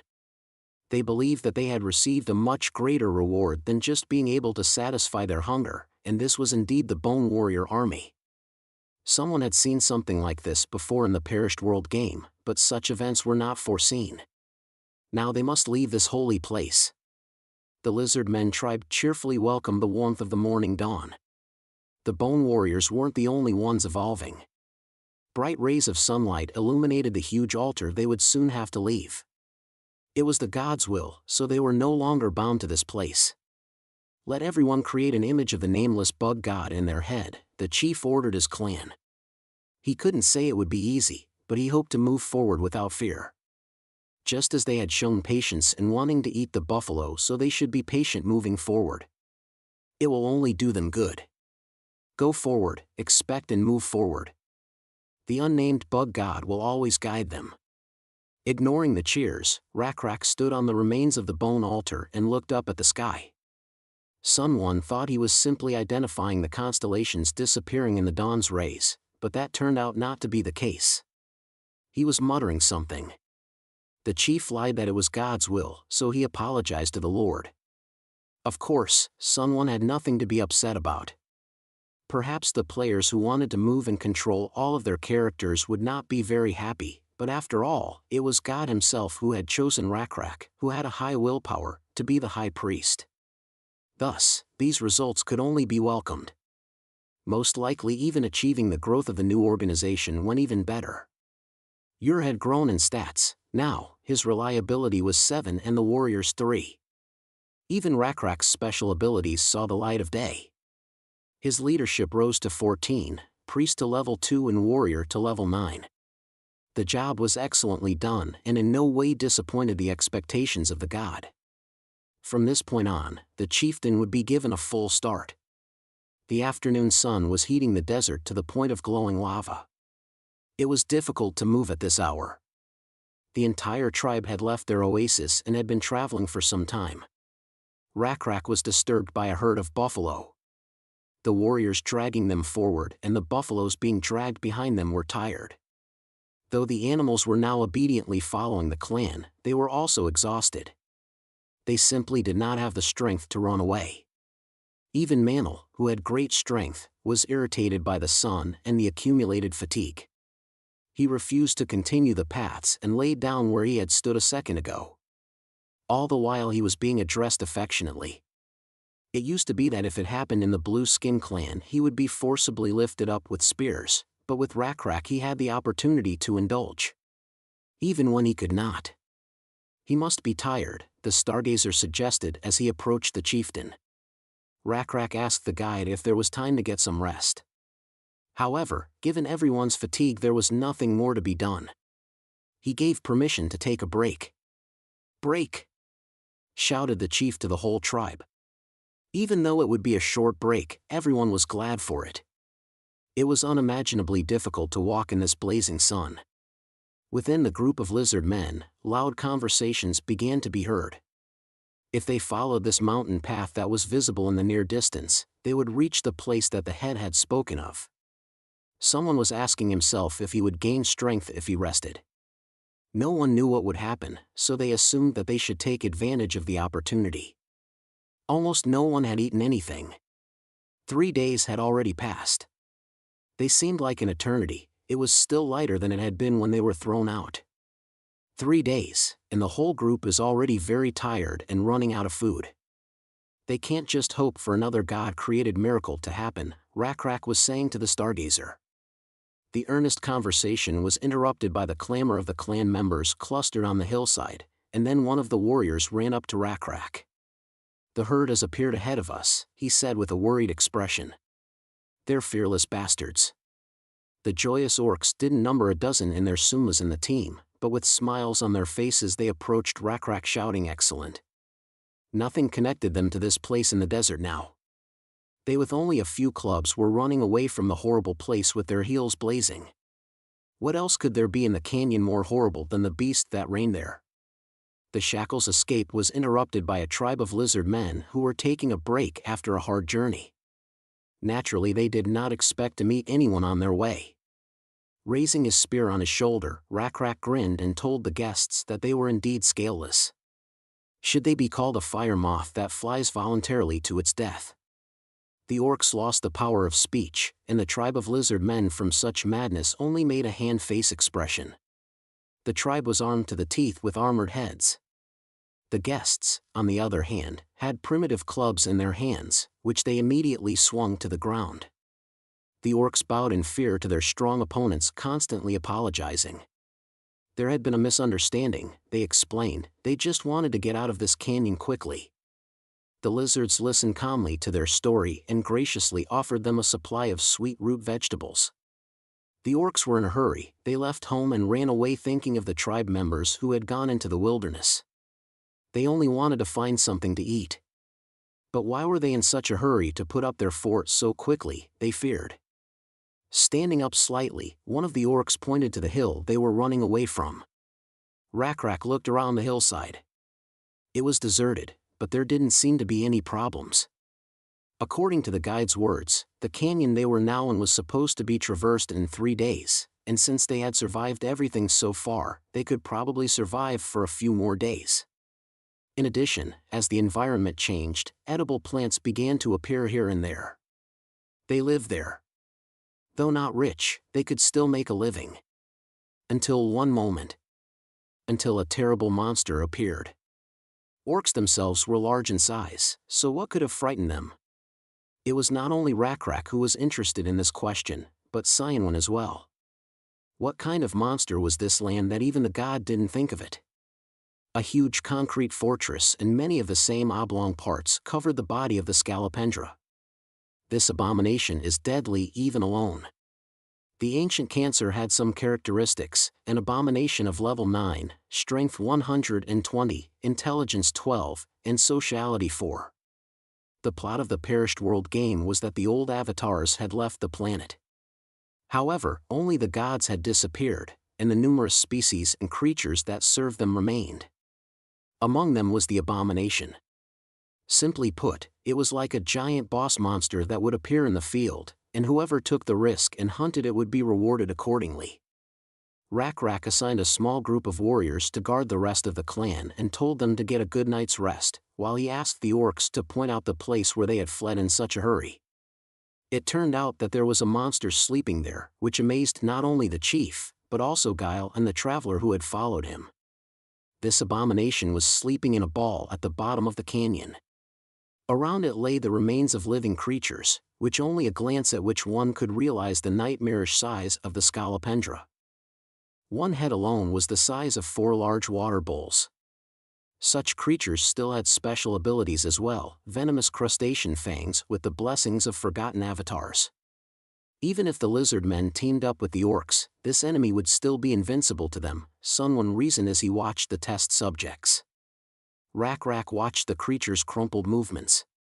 However, as time went on, they intensified. The Scolopendra began to move vigorously, as if searching for prey. The ground shook, putting the tribe into panic. But it was just movement and sleep talking, said the orc who had survived with it for days in the neighborhood. Should they just run away? And how long would it even take to get around such a thing? Asked the head of the settlement in the Stargazer. The old man thought for a moment and replied that if they went back into the desert again following the mountain range, it would most likely take 8 days. Rak hesitated, he didn't know what to do. Looking at his tribe, he realized they were all afraid. Taking a detour was also a great solution, but it also had its nuances. Looking down from above, Sunwon patiently watched the lizard, wanting to hear his opinion. The tribe was extremely fortunate. Not only did they have a wise chief Rak, but also an equally intelligent Jael. The girl scrutinized the condition of the many-legged creature, which seemed to have no flaws. It was so well positioned that if a victim fell into it, he would never get out. However, this place had its faults. At the top of the canyon were huge piles of rocks that had once rolled down from a larger mountain. Jael was not stupid, quickly turned to the tribal chief. She was ready to fight. The girl had excellent stats, a level 3 warrior and a level 1 mediator with strength 26, intelligence 35, social skills 28, and intuition 11. Now they had an advantage that no one had realized until now. Even the orcs who had been in this area for days didn't know about it. The Iron Master used the fastest method of raising the temperature of the metal. Would the chieftain remember that? Jael asked. Rak answered that he used a special tool, and he was right. This tool had its own name, bellows. In essence, they had the principle of a blacksmith's bellows. Thanks to this tool, more air and less force is required than before. Perhaps if they used this tool they could produce enormous power with little effort. But where was Jael going with this? The boy asked. This device was created after the blacksmith had given it a lot of thought. To make it now would take quite a bit of time. However, they don't need such complicated tools in this case, replied the girl. Simple tools would be more than enough. The stones would bury the Scolopendra in its own sleeping place. The hillside was high and uneven. At the foot of the slope, where the ancient Scolopendra wriggled and slept, there was a steep slope at an angle that almost came to a perfect straight line. If Rak and his warriors fought him there, they would not be able to move easily because of the steep slope and would most likely come into direct contact with the ancient crustacean. On the other hand, the giant creature had very many legs, so it would be able to climb up the even steeper slope. According to the plan, the chieftain was only supposed to approach the abomination when they were about to kill it. There were warriors standing near the boulders that Jael pointed out. They were not with bare hands. They had found and uprooted several tall trees in the area and each held one. The warrior shoved the logs under the boulders on the mountainside and then tilted them hard upward. But the boulders did not immediately budge. The rock at the edge of the mountain wobbled from side to side, chipping away pieces of rock little by little with its enormous weight. JL, who was also trying with everyone, ordered them not to give up and to work together. The girls' knowledge could be attributed to physics, the concepts of which they had not even heard of. Every time they finished a report, the whole tribe piled on a log together. Though the lizards had never encountered such a principle as leverage, they had managed to figure it out. Each time the stone swayed more and more, but for now it stayed in place. Watching the Scolopendra quietly unaware of what was happening overhead, Sunwon rather waited for the next steps. Rolling out rocks to kill the enemy, this one was a simple and wonderful idea. However, in order to catch crustaceans of this level, one would need to roll all the stones at once. But was that possible in reality? Jael commanded to use all her strength and roll all the stones even faster. It worked. The stones surged forward, rolling forward at a tremendous speed. Such a rumble woke the ancient Scolopendra, causing it to raise its head. If the beast had been smart, it would have avoided the pile of rocks. However, the ancient Scolopendra saw the boulders rolling towards him as a challenge rather than a danger. He lunged at the first boulder, and it rolled down with great speed, then struck, hitting it precisely on its armored head. They did it, the Lizardmen's settlement screamed. Except they couldn't kill it. The ravaged centipede howled loudly as it straightened up to the enemy. One stone was no match for her. It only did a little damage to its head shell. With a multitude of legs, she scrambled up the steep slope to kill her attacker. It had to hurry and throw the rest of the rocks off the cliff at the frantic creature as quickly as possible. However, it was too late. Sunwon got up from his seat and descended to the ground. The guy descended into Rakrak's body to control the situation. It was too early to lose in this game. Everyone's eyes rounded when the leader pushed everyone away and pressed his full weight on the lever. The stone flew upward with all its might. 3 warriors couldn't do it at once, but he managed. Without listening to Jael's commands, the chief, even without using the lever, pushed the boulder beyond his own height.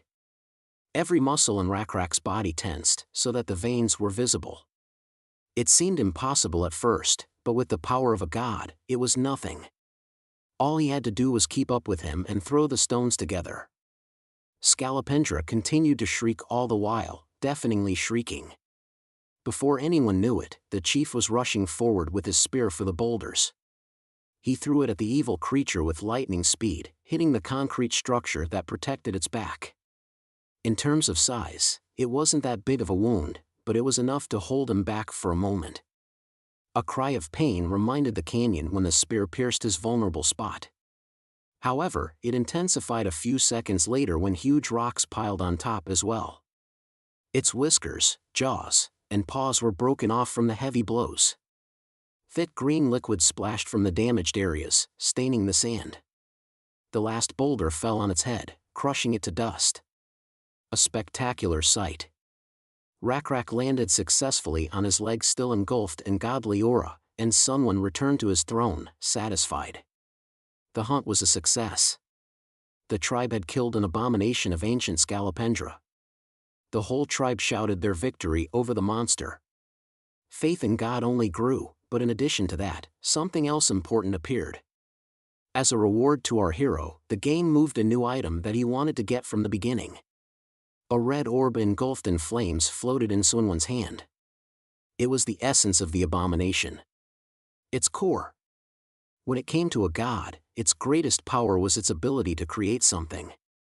Just as Sunwon was able to create enough food to feed the tribe, every god could create resources according to their realm using the faith points.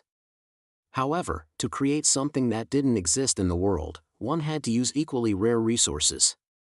A creature created by a god could also evolve to a higher level, which would earn the title of an apostle or avatar. So could also be used as a useful strategic weapon in place of a god's will. They could even be used as generators of faith that spread the word of God through their existence. But is the creation method itself the same as in the original game? Sunwon wondered. What would it be like to create, thought the god, while twirling the sphere in his hands. The lizards looked at the dead body of the scolopendra with curiosity. Jael ripped off one of the monster's paws and thought that if it was monster meat, then maybe it could be used for food, though it had a peculiar odor, but it was worth a try. Spitting out the raw meat, she said, although the flavor was not good, it could be eaten. It seemed to be hard to eat like this. The girl trimmed the fibers of the food, analyzing its appearance. It might be difficult to eat raw food, it might be worth it to use other ingredients. The lizards might have picked an edible fragrant herb and cooked it over a fire, as an attempt to mask or dispel strong nasty odors. Opening the paw of an ancient crayfish, Jael left the meat there and sprinkled some floats to give the food a pleasant flavor. She offered the first taste to the chief, who was impressed. The food was edible, but a little tasteless, which was logical, because the girl was just learning to cook. As they had no such concept of cooking, simply roasting meat was already an accomplishment. However, Jael went further. Not only did she cook on fire, but she also added seasonings. The smell from the raw meat was so nasty that Rakrak even thought of throwing it all away, but cooking solved everything. Now the head of the settlement wanted to learn this skill as well. He didn't hesitate to take new food that he liked. The lizard girl who was sitting next to him said that she had seen that the leader of the orc tribe had already had a receiver, so she advised Rakrak to find a companion. Food fell from the poor lizard's hands as his jaw dropped to the ground at such a statement. But the girl continued to speak. The chieftain was getting old, so it was necessary to stabilize the tribe. To find a mate, since becoming chieftain there was no time to even think about it. Brave Jael offered himself in that role, unless of course he had someone else in mind. It was a very serious and responsible conversation. The boy was ready to somehow change the subject, but the sun that was setting did it for him. Its direct rays shone directly on the beautiful girl behind whose back reflected the light that interested everyone. In the ruins of the concrete that once stood on the back of the scolopendra lay a golden slab. On it were carved Egyptian hieroglyphics with a heading from a drawing of herding and farming. It seemed to be some kind of rules. It didn't take long for UR to start gnawing on this soft material. To this the stargazer said that this kind of metal was called gold. Jael had seen such a thing once. A metal master had once shown her the different kinds of metal. If it is cleaned well, it will reflect light and shine beautifully. They say it doesn't change or rot even after a long time. However, gold belonged to the soft metals and was no better than iron now. Of course, the precious metal could be used as jewelry, but this type of art was unfamiliar to lizard men, unlike other species. Naivere asked what was the point then if it didn't rot. It was too soft and heavy for metal, you couldn't even eat it. At this statement the kind old man sent the young lizard away with the excuse of catching a deer. That hoofed animal with branching horns had sweet and juicy meat. The orc showed him the stag's tracks, so he gave him the tile with the remnants of teeth marks and left to hunt. Rakrak preferred to stay behind to dismantle the tile, for the tribe had the freedom to come and go at will, they did not need his accompaniment. It was strange that this metal did not even rot. The chief brought one of the deer carcasses and placed it on a huge stone, which turned red in a few minutes. Everything in this world waxes and wanes. There was nothing that didn't change, but this golden tablet was different. Whoever created it was definitely trying to preserve important information. What could it be? Jael disturbed the chief's peace and reported that everything was ready for bed. The boy hadn't told anyone where he was going. It was amazing that the girl always found him, though that was even a good thing. The only lizard man that wore a fur coat was the chieftain. He was different. Rakrak looked over his shoulders nonchalantly, saying that it was just as Jael had said to put it on. It was true, she wanted to give him, as head of the tribe, something different. That everyone who saw him would know he was the head of the tribe. A chief is like a symbol, the girl said, pointing out its value. After sending Jael to bed, the boy began to think about the plaque. All night he stayed near the corpse of a deer, over which flies buzzed. Life ends in death, everything fades away in time, that was the only phrase that kept running through Rakrak's mind. He needed a clue, just the slightest clue, and there it was. The fireflies gathered together and drew symbols in the air with their light. The unusual behavior caught his attention. It seemed like an illusion or even a fantasy. The insect's movements resembled the marks on the golden plaque. Like an obsessive, he began to decipher the symbols by drawing all night with a branch on the ground. Lizardmen were primitive creatures. They found it easier to use symbols than letters. For example, they used symbols such as weaving two tree trunks together to indicate direction, or stacking stones to mark their territories. In hunter-gatherer culture in particular, knowledge of which directions animals move or which plants are edible developed over many generations. At dawn, the boys snuck over to Jael, peeking into her tent. The girl jumped at this unexpected visit, thinking there was a problem. However, nothing happened, but Rak had something surprising to show her. Bringing her to the very spot, the guy drew a triangle with sticks on the ground. It was the sign of the Lizardmen, men. Jael asked to show her everything he had been given to learn. Not far from one symbol he drew another triangle. But this time it was upside down with sticks. It looked like a tequila glass. It meant a woman, but more specifically a Lizardman woman. Drawing an equal sign between the meanings, the girl asked what it meant. With a smile on his face, the chief explained its meaning: to become each other's companions. Getting as close to the girl as possible, he whispered that this was also his answer to what Jael had suggested earlier. Taking the stick from the guy's hands, the girl began to draw another meaning, asking if he knew the other signs as well. The answer followed in the affirmative. In the warm pink dawn, the two lizard men studied the writing with their tails intertwined. Excellent. In order to develop properly, the Rak tribe should have gone through several generations, reasoned someone. However, it was good that it happened early in the game. For now, the Lizardmen tribe was enjoying their carefree time. Rak was hunting deer with the tribe in the forest. With only one spear and immense strength, he could easily catch his prey. The warriors who went with him praised their skillful leader. At first glance, it seemed a simple hunt. But capturing the biggest prey to present to your spouse was one of the traditions of the wedding ceremonies. It was a beautiful hunt, except for one thing. Instead of brute strength, Jael used her brain to its fullest. While Rak spent a lot of energy, the girl used traps to easily catch game, wiping her spouse's nose. Sunwon was content to watch from the sidelines. She had him beat. Back in the canyon, to where only chitin remained after the crustacean's death, the orc spoke to Rak. He asked if the Lizardmen would be okay, but the chieftain replied that it was fine. In the end, the monster was the only obstacle they managed to encounter. This area in the desert was originally the dwelling place of the orc tribe. So they have the right to continue living there as they deserve to. At such words of Rak, the man was ready to cry, but holding back and showing courage, he bowed in thanks to the lizard chief. Calling his son to him, the orc offered to accept their help. They know this place better than anyone, so he was willing to send his child to lead the lizard men. They would never forget the help given by Rak's tribe. The chief and his clan hurriedly set off on their journey. Fortunately, Jael's cooking had made part of the ancient crayfish edible. The body and intestines, which were the largest part, were not edible, but the large legs lost their spiciness after being coated with spices and cooked over coals. It was still tasteless, but it was already better than before. After leading the tribe out of the desert, the last orc said goodbye to the lizards, who continued their journey along the green path.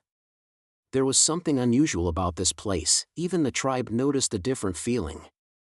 Footprints with long toes were visible on the fresh grass. Turning to the stargazer, the leader asked if he had seen such things before and if he knew to whom they belonged. The answer was positive. The marks were probably left by frogs that walk on two legs, the old man suggested. Frogmen. All creatures are divided into good and bad, and can also speak and think like the others. They were out scouting and must have had a lot of experience in warfare. The number of footprints indicated that it was clearly not just one individual. There must have been about 5. A more numerous tribe than Rak's group. It was time to head back to base, said the chief, who was worried about the safety of the tribe. Toward the end of the evening, dozens of tents had been created from huge leaves. Between them stood huge torches that illuminated their sleeping place. Passing by the tribesmen, the boy, together with JL, looked around the camp. The tents were to be pitched as wide and as large as possible. That way, they had to fool the frogmans into thinking their clan was big when viewed from the outside. There are plenty of trees here, so making a fire wouldn't be a problem. At night, there would be a group of guards watching the fires, and if enough of them were made, they would think that the group of lizard men was twice as big as it really was, even though the fires were useless. Oh, and at night it wouldn't hurt to keep watch, assuming the warriors would be out scouting. The other tribe would surely notice them, the girl said, looking into the distance. And she was not wrong, there were dozens of eyes watching them the whole time. After a few days, after the lizard men changed their base, luckily they didn't encounter any frogmen. During this time, they had prepared many things to ensure the safety of the tribe. At this moment, there were hardly many players that were more successful than someone. Even he realized that. The herding was going smoothly and their way of life had evolved so quickly that it was no problem to adapt to the changed conditions. Even their homes had begun to be replaced by wood, forgetting the leaf tents. What was most interesting was how quickly they mastered the concept of writing. Rak actively began to utilize the writing he had recently discovered. When the warriors returned from scouting, he always listened about what they had seen near the large and expansive rock in the center of the village. Taking the tip of a spear, the chief, after each story, drew on a large rock the outline of the river. The village was marked in the center of the rock, and distances were plotted on a certain scale reflecting the terrain. To be precise, it was a map created from hunting marks, but it incorporated the idea of creating a permanent record resembling writing. This record proved very useful. It helped the warriors organized into groups to navigate the terrain while Rak was away. The chief also wrote down the amounts of crops each person had harvested in one day. They could look at who had harvested the most and could rest, while some would compare and realize they had not brought enough and needed to work harder. This was effective in increasing productivity. Such rapid development could not have been more gratifying to someone. The swarms of locusts in the center of the continent were steadily increasing. Likewise, in the south, the insects were thriving in their nests. The insect territory had also reached the 4th level. This is a method the protagonist wouldn't dream of because of the other players. However, since it started from the distant lands in the east, isn't it worth trying to capitalize on this situation? Rak's capabilities and the tribe's status is currently above average. But this is only the beginning. What comes next will be bigger and more dangerous than anything experienced in the past. The leader of the settlement was chatting together with JL and Ur, as suddenly the duty officer came running towards them yelling loudly. They were in huge trouble. The frogmen were already halfway to their village. Rak certainly went to meet the one at the border.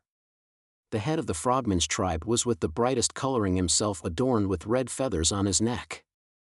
These frogs did not come alone, they had a lizard man with them. The chieftain did not understand why the latter had allied himself with them. Had they come to make peace? The two tribes met in a small clearing in the forest. The warriors were still watching the frogmen and delivering information about them, so their first sight of the toads was not accompanied by surprise. Their skin was slippery and they themselves were somewhat smaller than the lizard men. They were distinguished by their large eyes and transparent eyelids, short necks, and hard bodies. "My name is Shunin, I am the son of the great chief of the Oroi tribe," the toad introduced himself. He was one of the largest men in his tribe, and he had a fancy rope around his neck, decorated with bird feathers. They had not come with intentions of fighting, so their motive was justified by curiosity. To Rak he was in his own way polite, so he too waved in response. At his words, the chief also introduced himself as the head of his tribe and gave his name. He too had no intention of using weapons against the frogmen. However, why had those come to meet them? The lizard squinted his eyes. The toads looked at each other and nodded. They only came to meet them to inform the guests that they had trespassed into their territory. Rak's response to that was that he didn't know that. He didn't even think that absolutely all of that area belonged to them. When they came to that place, they didn't see any border markings. However, they would do their best to clear up the misunderstanding. He apologized for disturbing the Frogman tribe. Seeing his calmness, the toads even quieted down for a while. However, the Lizardmen had come from a very distant land and were very tired, so the chief asked permission to spend the night here since he didn't have a home yet. This Shunin is the son of the great chief of the Olroy tribe. He seemed himself qualified to grant their request. Rakrak sucked up as best he could, not letting the young frog fall foul of his subordinates. It was truthfully possible with his authority as the next leader of the tribe. Watching the war toads that came with the chieftain's son, Rakrak realized that they were sent to keep an eye on the Lizardmen. With questions piling up, particularly about their lizard friend, the chief needed to carefully gather all the information from the toads. This clearing was not the best place to negotiate, so the chief invited Shunin to go to his village and continue in a more hospitable setting. Their tribes had come to a good agreement without any animosity, so a feast was in order, the lizard suggested. It didn't seem like the best idea to the toads, so they declined. They were grateful for the offer, but it was difficult to implement since there was no mutual trust between them. But Rakrak couldn't just let go of those who had done them a great favor. In return for meeting them in the village, the lizards offered to eat in the same clearing. Though the toads had a bit of a debate amongst themselves, they still agreed.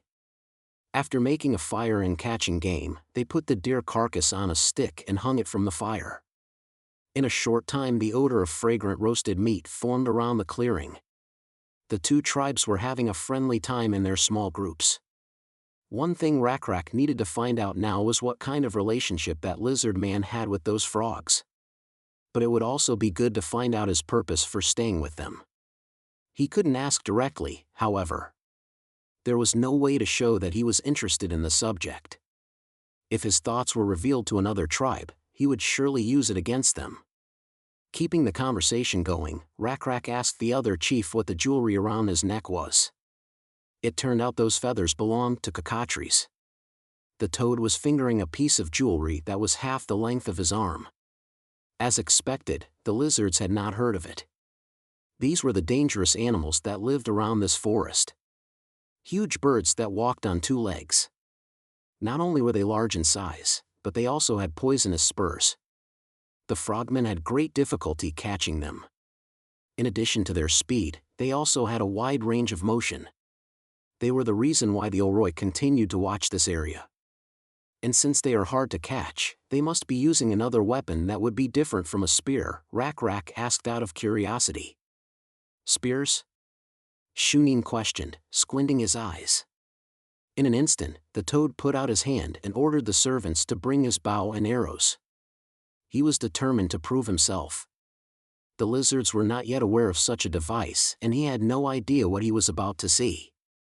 However, no one responded, and then he summoned Olin to him, the lizard who lived with them. Since he had nothing to do, he ordered him to bring a bow and arrows, and the lizard man went to fulfill the request without any hesitation. As soon as he fulfilled the first order, the frogman asked him to perform another favor. By that, he meant to hang a piece of bark on the tree so that the heir to the head of the toads could practice archery. Without further ado, Owen went to fulfill the order. It looked like mockery from the outside. After pulling the bowstring tight enough, Owen released it. The arrow flew into the target with great speed. It was quite accurate considering the distance from which the attack had been launched. Frogman learned to shoot as children, the toad descendant explained. Ostensibly not bragging, but he hinted that he had always been one of the best archers in his tribe. That impressed the chieftain. But since Rakrak had already seen how it worked, he asked him to try his hand at using the hitherto unfamiliar thing called a bow. Shunin didn't mind, so he handed the weapon to the lizard. It proved to be a difficult endeavor the first time around. At first Rakrak couldn't even keep the arrow straight, it kept trying to move to the right side of the bow. Although the branch and string were definitely strong, the attempt was clearly clumsy. The strength of this weapon was weak compared to a spear, but with it, he could carry a few arrows in reserve. It was also much more accurate and had a faster attack speed. After pulling what seemed to be a fairly tight bowstring, he fired the first shot. Naturally, the arrow didn't even reach the target. However, Rakrak did not give up. He definitely wanted to learn this device. But no matter how many times he tried, he failed. Each time, the arrows hit the ground. It's a very difficult thing to do. Nothing is easy in the beginning, Shunin encouraged his new acquaintance. But at the same moment he switched to Owen, who just stood there and ordered him to collect the arrows. The latter just as obediently ran to pick up the arrows. However, Rakrak told the toad that since he was shooting, he should collect the arrows. But they waved him off and said it was just help. Still, there was something the lizard man wanted to know more than arrows. Walking over to Owen, the chief crouched beside him and began to raise his weapon. A light conversation ensued between the two. Rakrak nonchalantly asked his name so as not to frighten him, but he was still in a slight panic, which was strange. How did the lizard man end up among the frogmen? He asked the boy. He stammered with fear in his voice, twirling the arrows in his hand, swallowing some of the letters. He tried to answer his question. He's only with them because they live together with other races in the same village, lizardmen and frogmen. But is there really any reason for them to live together? The head of the lizardmen asked. It's because the two races can help each other, he answered with some confidence. It was hard for Rakrak to imagine that. The smile on Owen's face brightened. He seemed young and naive, so he suggested coexisting in harmony. Rakrak was confused, for he had never imagined that such a thing was possible. If different species lived together, their different lifestyles would inevitably lead to conflict. Even if friendships were maintained, the division of society was normal. If the two tribes could help each other, what would that look like? The head of the lizards asked.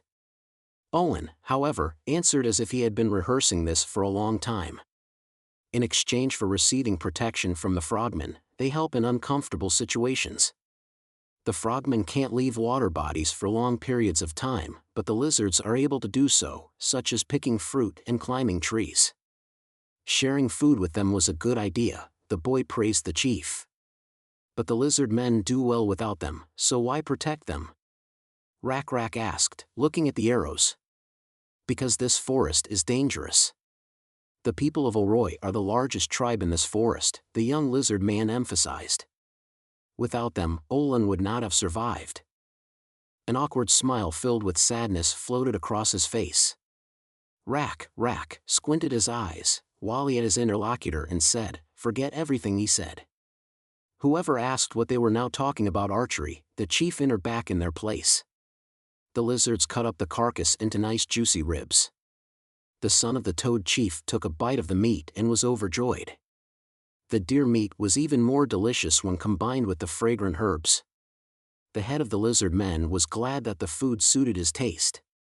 But had they ever eaten water buffalo? Rakrak asked. Shunin's eyes glistened. He had caught one once long ago and it was delicious. The lizard, on the other hand, said he had a few more Parno hooves in store and was willing to trade it for a sack of arrows. Shunin was not sorry for a couple of arrows for such an exchange. But the guards behind him gave him a hard stare and he still refused. The lizard leader continued to eat the meat and said with feigned disappointment that it was a pity. However, in any case, they would delve deeper into these discussions when their friendship improved. Fortunately, the Toad tribe members did not feel hostility towards the lizard men. Indeed, they were not only friendly to Owen, but also to the rest of the lizard men warriors. Since the two races lived together in their village, Shunin beckoned his lizard man friend over to him. The boy quickly left the company and found himself next to the chieftains. The one ordered him to explain to Rakrak how they had spent several months helping each other. The young man agreed. As long as it proved their friendship, he would continue to do so. As the lizard man leader had expected, they had prepared answers in advance, preparing for the meeting from day one. If he hadn't examined it carefully from the beginning, he himself would have believed their comedy. The meeting was coming to an end. The Toads had enjoyed meeting their guests, but it was time to disperse. Rakrak suggested that next time they should come to the Toads themselves. The hosts of the swamp had a long distance to cover, so he wanted to make things easier for them, but they said it was fine. The place was big enough and they needed to check it out anyway. After saying goodbye to each other, the leader waved goodbye to his friends. The lizards followed suit and repeated the gesture. When the toads had their backs to the lizards, Shunin put his arm sharply around Owen's shoulders and pulled him toward him. He seemed to be asking Jael and her husband for help. The gesture was clearly suspicious. It didn't look like a relationship of people on equal footing, Rak told his consort. By the time the toads reached the settlement, the sun was already setting over the horizon, illuminating everything with yellow light. As soon as they reached the water, Shunin slapped the lizard with a loud slap. "Did you think we didn't know what you said to the leader of the Lizardmen tribe?" the toad asked, pointing a finger at the wounded man. The boy slumped on a small sandy beach near a body of water and held his cheek. In a trembling voice, Owen said he hadn't said anything, he had just been asked how to become a good archer. "What a pathetic excuse," the toad warrior asked and punched the lizard in the stomach, confirming his actions by saying that he couldn't even shoot properly and was already giving out advice. But he continued to argue that it was true. If he said he couldn't do it, it would look suspicious. After a little thought, Shunin agreed with that statement. That's why he acted like he couldn't answer Rak. And also emphasized that if he wanted to learn, he needed to pay for the drills. Rak, as Owen had said, couldn't give her anything right away, so he stopped begging. Looking among themselves, the toads found his words convincing and believed him. As expected from the skillful trickster Owen, said the toad leader's son to the boy. Pointing his finger at the floating island, Shunin asked if he remembered who was on that piece of land. Looking in the distance, he saw only tents with guards, and replied that he remembered perfectly well. "She was very lucky to be free," the toad boy said sarcastically. He was gathering dozens of Lizardmen children from a guarded tent that was no different from a prison. Shunin was going to sacrifice them. However, they were saved by the fact that the new victims came to them themselves. Gritting his teeth, Owen tolerated such open blackmail. Looking at the unfortunate children, he lowered his head to the chief and said that they were incredibly lucky. Therefore he would do his best to deceive them. Night came quickly, the sentries that had been near the children were replaced by others, and Owen continued to watch them. If he had only known this was going to happen, he would not have diligently broken into this settlement. They should have known when they welcomed them with open arms despite their different races. Or at least when they brought them to the Brotherhood ceremony and told them they could stay together on this land. The remaining 200 Lizardmen can't stand up to a tribe of 1,500. Besides, they have a god. A huge green creature that put fear in everyone. She would never forget the sight of the two-headed monster that propped them up against the toad gate. That day, blood spilled in all directions, staining the ground and walls red. This monster ruled the Frogman settlement. Just like the toads ruled Owen and the children. Nothing was changing. The Rak tribe is unable to change the impossible. The leader of the Black Scale tribe looks like a strong warrior, but even so, there were still about 600 people in the settlement. They are savages who don't even know what a bow and arrow is. If only they were moved to sacrifice first, the children could survive for a while longer. Owen had no choice but to ask the children to live a little longer. He would definitely make them come to the toads. The sun was illuminating the land with its warmth. The Lizardmen brought the Frogmen a water buffalo as a gift. Shonan did not hide his delight and was very much overjoyed. Rak had said earlier that he would bring a live buffalo, and he kept his word. To him, it seemed like a great trade for a bow, but Shonan was not convinced. Then Owen suggested that his chief do things a little differently. In order for there to be a trade in weapons, they could start getting to know each other through sincere conversations. It was a great idea. Besides, they didn't know anything about the Black Scale tribe yet and invited them to visit the Toad village. Just then, they would be able to give them the bow. Doesn't this seem like a good opportunity to get to know each other? Rak's arrow fell to the ground after traveling some distance. Jael asked him how he was doing this time, to which he replied that his arrows only traveled half the distance that the frogs did. Looking at the bows they had managed to make by following them, he added that he didn't know what kind of creatures' tendons they used in their bows. Jael reminded Rak that their 5th meeting was coming up, and that they were probably going to find out as much information about them as they could. Continuing to stare at the arrow stuck in the ground, he replied that it was obvious that they were up to something. But the biggest problem was that they didn't know when and what they were going to do, so they had to be on high alert, which was exhausting both mentally and physically. But in spite of all this, it was not in their plans to give up, so after saying that they had made some progress today, he asked Jael about the medicinal herbs that were supposed to be effective against the itching disease, to which she replied that the herbalist knew a place where there was enough of them. This was great news, but at the moment Rak was most concerned about a boy named Owen, who he thought would be the key to their plan. Jael was clearly more determined than him, so the very next moment she offered to give him a chance, which could be a great opportunity for them. At the same time, the delegation of frogmen, along with Owen, were on their way to their 5th meeting with Rak.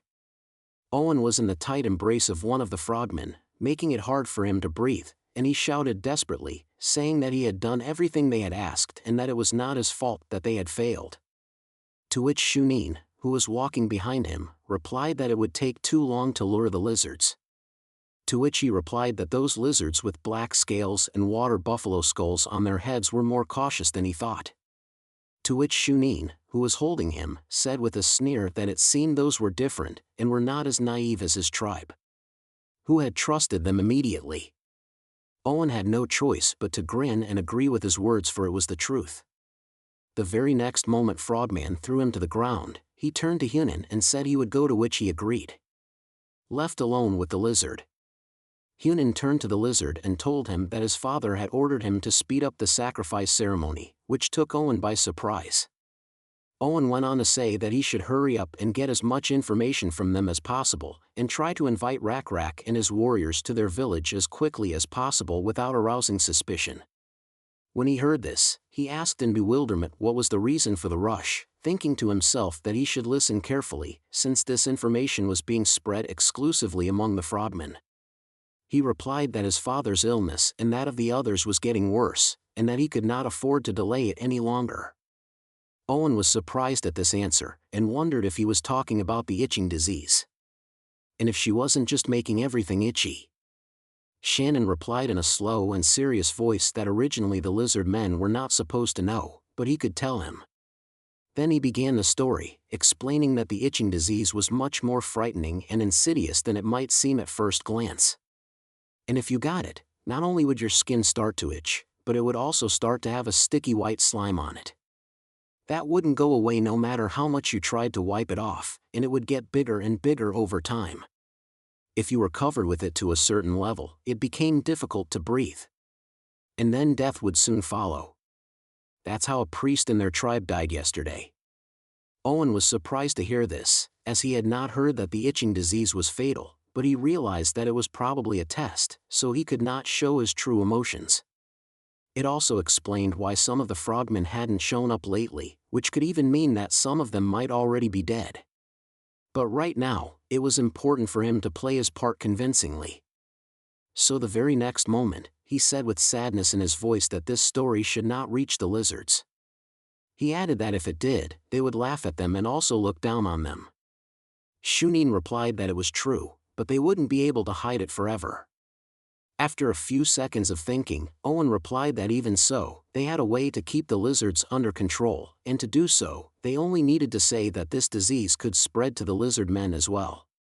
Hearing that, he replied that it was a good idea, but the problem was that the disease couldn't actually spread to the lizards. To which he immediately replied that there were herbs that produced white foam and also caused itching, and if they used them, they could easily fool those. Their task was to pretend to be weak, and as soon as they took a bite, to trap them. After all, there are dozens of rune stones spread across the Fate world. The ancient forest is just one of those places. The runestones act as a pillar in the S. He liked the plan so much that he even promised that if he succeeded in luring out the black-skinned lizard, he would unconditionally exclude the sacrifice of his children.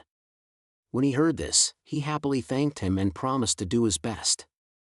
However, Shunin thought that it would not be enough for the lizard man to do his best and told him that he was afraid that they would need many sacrifices this time, so Owen should try his best to convince them. Owen tensed up, but still decided to ask one more thing. When he heard that, Shunin looked at him incredulously and asked him what he wanted. Owen didn't say right away, and started by saying that he realizes it's a complicated request, but he thinks it would be a good idea to bring at least a few bows to the next negotiation to exchange. Hearing this made Shunin grimace with anger. Giving his opponent weapons was definitely not in his plans. The next day, a delegation of frogmen arrived at the Lizardmen village with many supplies and gifts. The tribal leaders and their warriors chatted peacefully among themselves. One of the Lizardmen marveled at the incredibly strong piece of leather. To his eyes it was incredible and he could not believe that it was a simple gift. Could the frogmen really produce them so easily? At the same time, sitting on the packaged healing herbs, Rakrak declared that these herbs were effective against itching. At that moment, an information window appeared and informed him that he only had 15 minutes left to defeat the bear. Pretending to think about the offer, Shunin replied that no, rather than saying there isn't enough. He would say that trading weapons is difficult. After all, it's difficult with a certain level of faith. Rakrak sighed and thought, that's it again, faith, faith. Surely he had something else to do. And after a moment's thought, he came up with something. Rakrak formally addressed the frogman leader saying, shouldn't a son of the great Oroi, for the sake of the faith of both tribes, I have a request to make. Though promptly answered him what he would say. His request was a little strange and unexpected. Rakrak wanted to speak to Owen separately and personally. Shunin looked at his captive with a smile and simply replied, do whatever you want. They seemed to be playing their roles well and nothing wrong could be seen behind their smiles, but that was not the case. Rakrak wanted to find out what was wrong with them and what the lizard man was hiding, so he led him away from earshot. Their conversation began with Owen telling them that their tribe had joined the pack with the frogmen through a ritual of brotherhood. Rakrak wondered what that ritual was. But Owen replied that it was a long way off and that they still had plenty of time to get to know each other well. So he asked to tell him all about their tribe and then he would provide them with as much information about the frogmen as possible. Owen tried to be as friendly as possible and suggested to his interlocutor to put aside all doubts and come closer. However, Rakrak noticed a blue butterfly that he already knew, which immediately gave him certain thoughts. But still he didn't understand why it was here. When it landed on Owen's head, it was clear that Rakrak had to lure him to his side and use him. Owen himself did not understand anything and only asked what this strange butterfly was. After looking at the flying butterfly, Rakrak finally decided to play a dangerous game. He told Owen that indeed there were many doubts and suspicions between them now, so it should be put to an end. And now he would tell him everything about them and their story. The conversation between the two lizard men went well. Back at the Toad settlement, Shun and praised the boy and his excellent work, patting him on the shoulder all the time. The results they had achieved with the guy's idea were great. The son of the Toad leader shrieked with joy as he told them they would come to their settlement. When they said they would show them their village, Oboy thought they were trying to trap them, but that was just silly. Thanks to the lizards themselves, the frogmen were able to find out the location and size of the village. They even learned some information about their medical history. Even contrary to what the scout had said, that the tribe consisted of 600 men, in reality there were at most 300, of which only 30 were warriors, the Shunan guard summarized. The heir to the chieftain himself had not thought they would trust them, but it was only thanks to Owen that all this had been realized. For such excellent results, the Toad was ready to fulfill any wish of the lad. However, there was a single request for him that he had asked for more than once.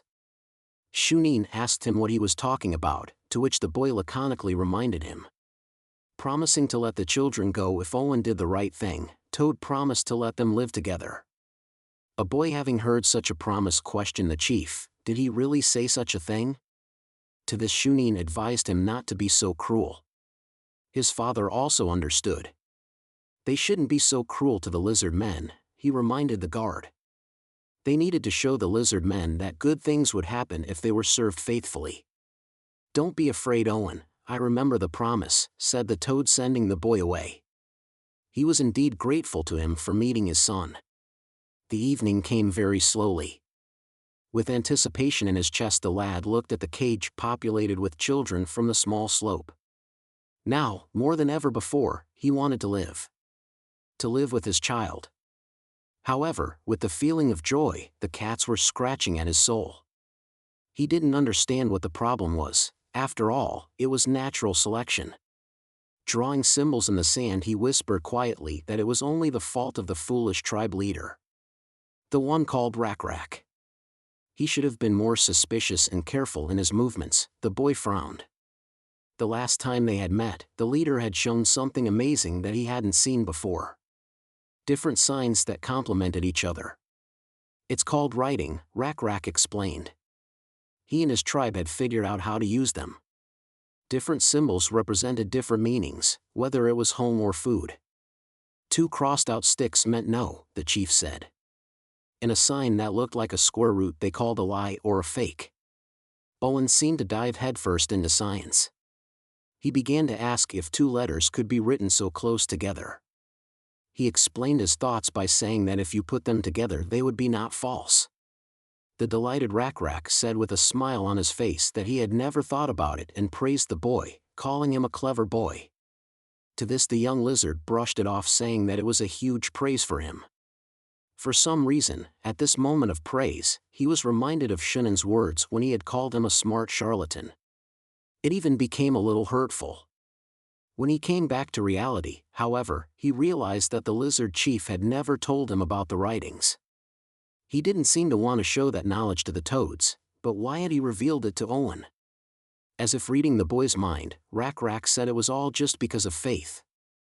The faith that they had used so far, between the members of the Lizardmen tribe and the Oroi tribe of frogmen, was different. But contrary to that, the only thing he was really interested in was the trust between him and Owen. The boy was visibly crumpling his eyebrows and speaking incoherently. He tried to convey that there was peace between the toads and the lizards, but the leader of the Lizardmen interrupted him. He told Owen in a calm voice that he did not believe the information he had told him about the frogmen. There seemed to him to be more hidden in that story than was told. Rak and his lizard tribe had known pain as well. They had seen well the humans that had fallen by the wayside of life and been cast out.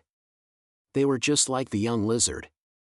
They had seen more than once the face of a suffering human.